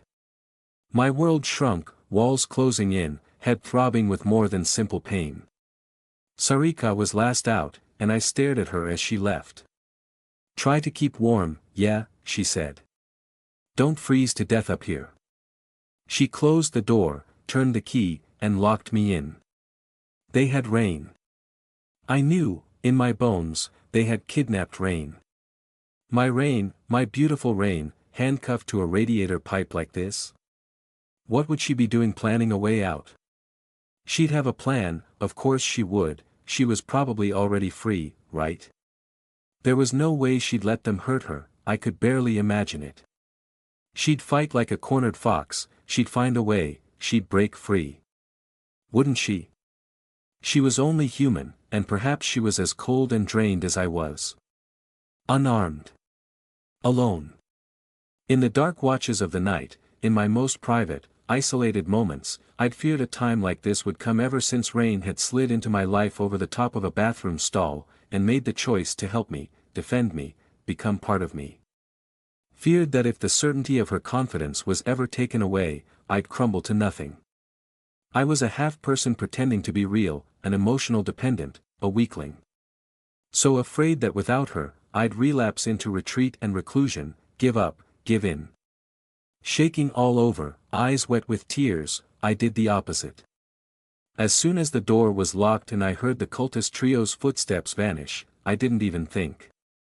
I grabbed the rigid center of the handcuffs with my free hand, grit my teeth and tensed to stop myself vomiting, and jammed the familiar old equation into place so fast that my eyeballs hurt. Out. The handcuffs vanished. Reeling, spitting blood, doubling up with pain as my stomach spasmed and my head pounded like an explosion, I clung on to consciousness and my stomach acid with pure force of will. Forcing myself to breathe, in and out, I straightened up, made my legs take my weight. Zheng stared back at me. 7 feet of statue-still zombie muscle. I think it's time we test some assumptions, I said, voice shaking. It wasn't courage. I'm not a courageous person, I refuse to believe so. I simply lacked any other options. Sit in this room and wait for those awful people to return, with a magic circle or Rain's severed index finger. Smash the window and shout and wait for Zheng to stop me. Try to slip outside again, and leave Rain or somebody else, if I'd gotten it wrong behind. Those weren't options. Easier to stop breathing than pick one of those, no matter how much this new plan terrified me. Not courage. Blind and unthinking, the only choice. Assumption 1: you didn't attack me that night. And you damn it, Heather. I swallowed, sniffed, forced steel into my voice as I spoke to the towering zombie. And you stood by when I killed Alexander. I took a step toward Jing, and she didn't move. That awful night when the Sherriford cult had mounted its last attempt to kidnap me, the night I'd knocked Zhang's arm off, broken the integrity of her tattoos, she'd gone berserk. She'd killed 2 of the cult, eviscerated them, left their corpses behind as she'd careened off into the labyrinth. But she hadn't attacked me. That night, I'd regained consciousness underneath one of Evelyn's spider servitors, and I'd assumed that it had protected me from Zhang. Perhaps, but perhaps not. She'd also not attacked us when we'd stumbled across her in the labyrinth. And, in those final moments in Alexander's throne room, she'd seen what Lozzie and I were doing. She hadn't stopped us. Assumption 2. My eyes flickered down to the new tattoo on her forearm, black spiral half-complete. That's how they control you. Another step toward Zheng. Her eyes tracked me. A major assumption, that. One of Evelyn's theories, not my deduction. Please, Evie, please be safe, please be well. I hope 'twill found you in time. Another step. God, but Zheng was so tall. An animal part of me quivered, told me to back away, out of her arm's reach. But I stepped closer, almost close enough to touch her. Assumption 3. You hate these people, I hissed. And if I'm right, you deserve this. I lunged for the door. A very poor lunge, on exhausted, shaking legs and slippery feet, at the wrong angle and without enough reach. I wouldn't have touched the door handle even if Zheng hadn't decided to move. She didn't so much grab me as catch me around the middle to stop me falling on my face. One huge hand whipped out like the jaws of a snake, hauling me up and back. Quick as I could, flailing and missing once, twice, heart in my throat, third time lucky. I wrapped a hand around Zheng's exposed left forearm. Directly over the new tattoo. Out. No time to plan the equation, to minimize the pain. I'd never attempted such physical finesse before, such delicate mathematical selection of what I was touching. Not skin or muscle or bone, and certainly not the whole of her, clothes and all. Only the ink, under my palm. The effort almost blacked me out. A second of oblivion as I reeled away from Zheng, a second of sagging and choking, as I spat a string of bile onto the floor. Gritting my teeth and holding on and. An intake of breath, sharp, surprised, deep. Not mine. Blinking through the darkening edges of my vision, I braced myself against the radiator to avoid a rapid meeting with the floor, as I boggled at what I'd done. Zheng exhaled, and life blossomed on her face. She blinked 3 times, eyes wide. Her gaze lowered as she lifted her arm, to examine the small palm-shaped blank spot where I'd erased a section of her tattoos. I'd removed the new one entirely. Good aim. Cleaner than severing her whole limb, at least. She flexed her arms, rolled her shoulders, let out a grunt. I'd expected a change akin to Preem's growth over the last few months, but simply accelerated a few subtleties of expression, a little more willingness to communicate, the power of independent decision-making. But this wave of physical awakening surprised me. With every second that passed, Zheng looked more like an actual human being rather than a demon possessing a corpse. She lifted her eyes, no longer dead and empty, but alive and alert, expressive even. The colorless pallor in her skin was flushed away with those first few hungry breaths, returning what I assumed had once been her natural coloration, a dusky light red chocolate. She made eye contact with me. And grinned. My stomach contracted, my entrails tried to climb up through my chest cavity, and all the hairs stood up on the back of my neck. Wider, bearing row upon row of teeth suddenly much, much sharper than they had been a few moments ago. A shark's grin. Zheng took another deep breath, relishing the taste of the air. She grinned at me, and spoke. Yagad v. Yagad, Jijig Shidden. Voice like granite, deep but unmistakably feminine, the question filled with confused wonder. I don't dash, I squeaked. I'm sorry, I don't understand you. Her grin twisted. She flexed her jaw wide, clicking and grinding, limbering up, and tried again. Why? She repeated, in perfectly accented English, as if this 7-foot monster had lived in the north of England her whole life. Why, little wizard? The key in the door interrupted my frantic grasping for an answer. A click, and the door eased open. A face peered inside. Marcus, the fanatic, returned for some private reason. Zheng didn't bother to turn and look at him, still staring at me, still grinning like a shark. He glanced at her from behind. He didn't see the transformation. My heart, hammering in my chest. He must have seen the fear on my face, but misread the reason.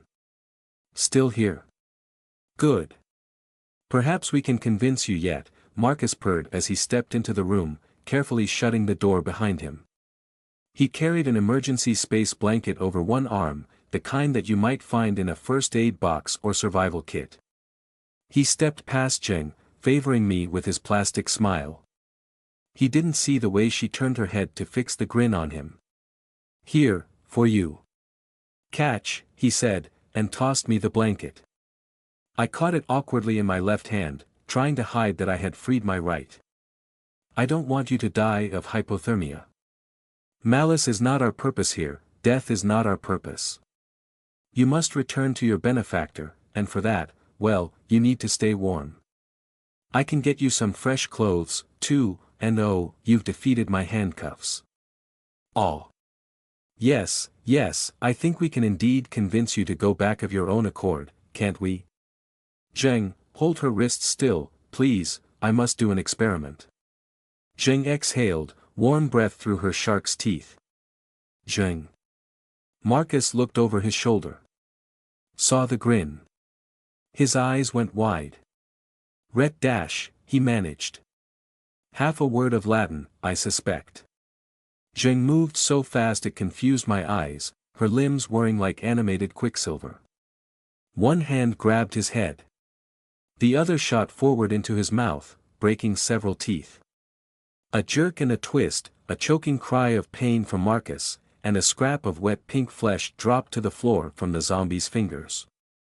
She'd ripped his tongue out. No more chains from you, wizard, she growled at him.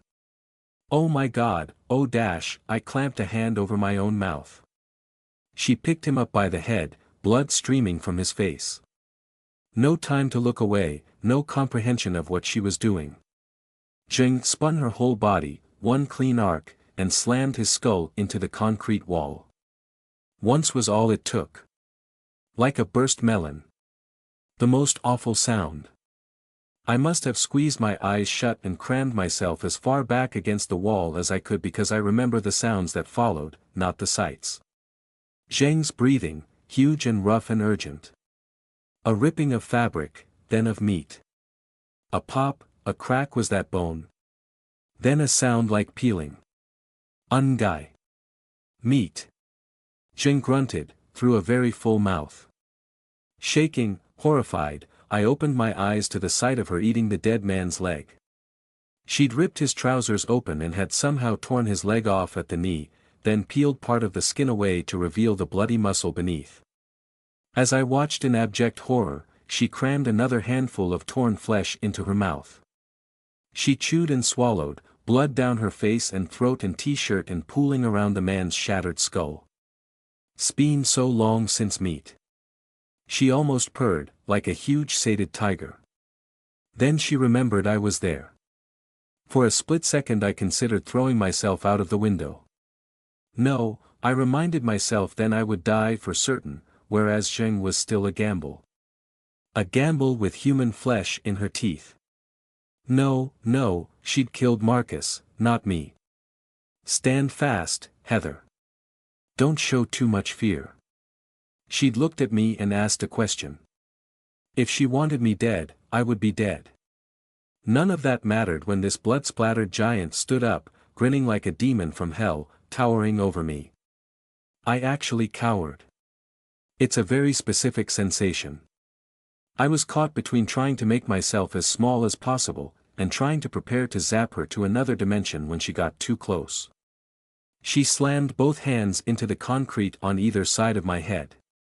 Deep down in my lizard brain, an animal part of me sat up and paid attention, the same part that had paid attention when Rain had first pulled out a nightstick and called it insurance, the part that had shivered in arousal when I'd watched Rain beat a monster to death, the part one tried so often to ignore, that found violence attractive. Oh no. Oh no no no no, not this, I told it, not now. This was not Rain.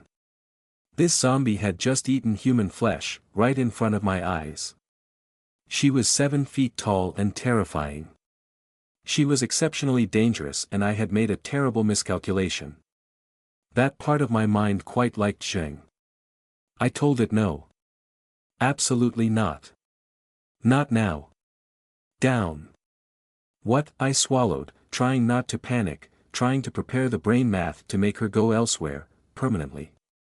What risk? Freeing me.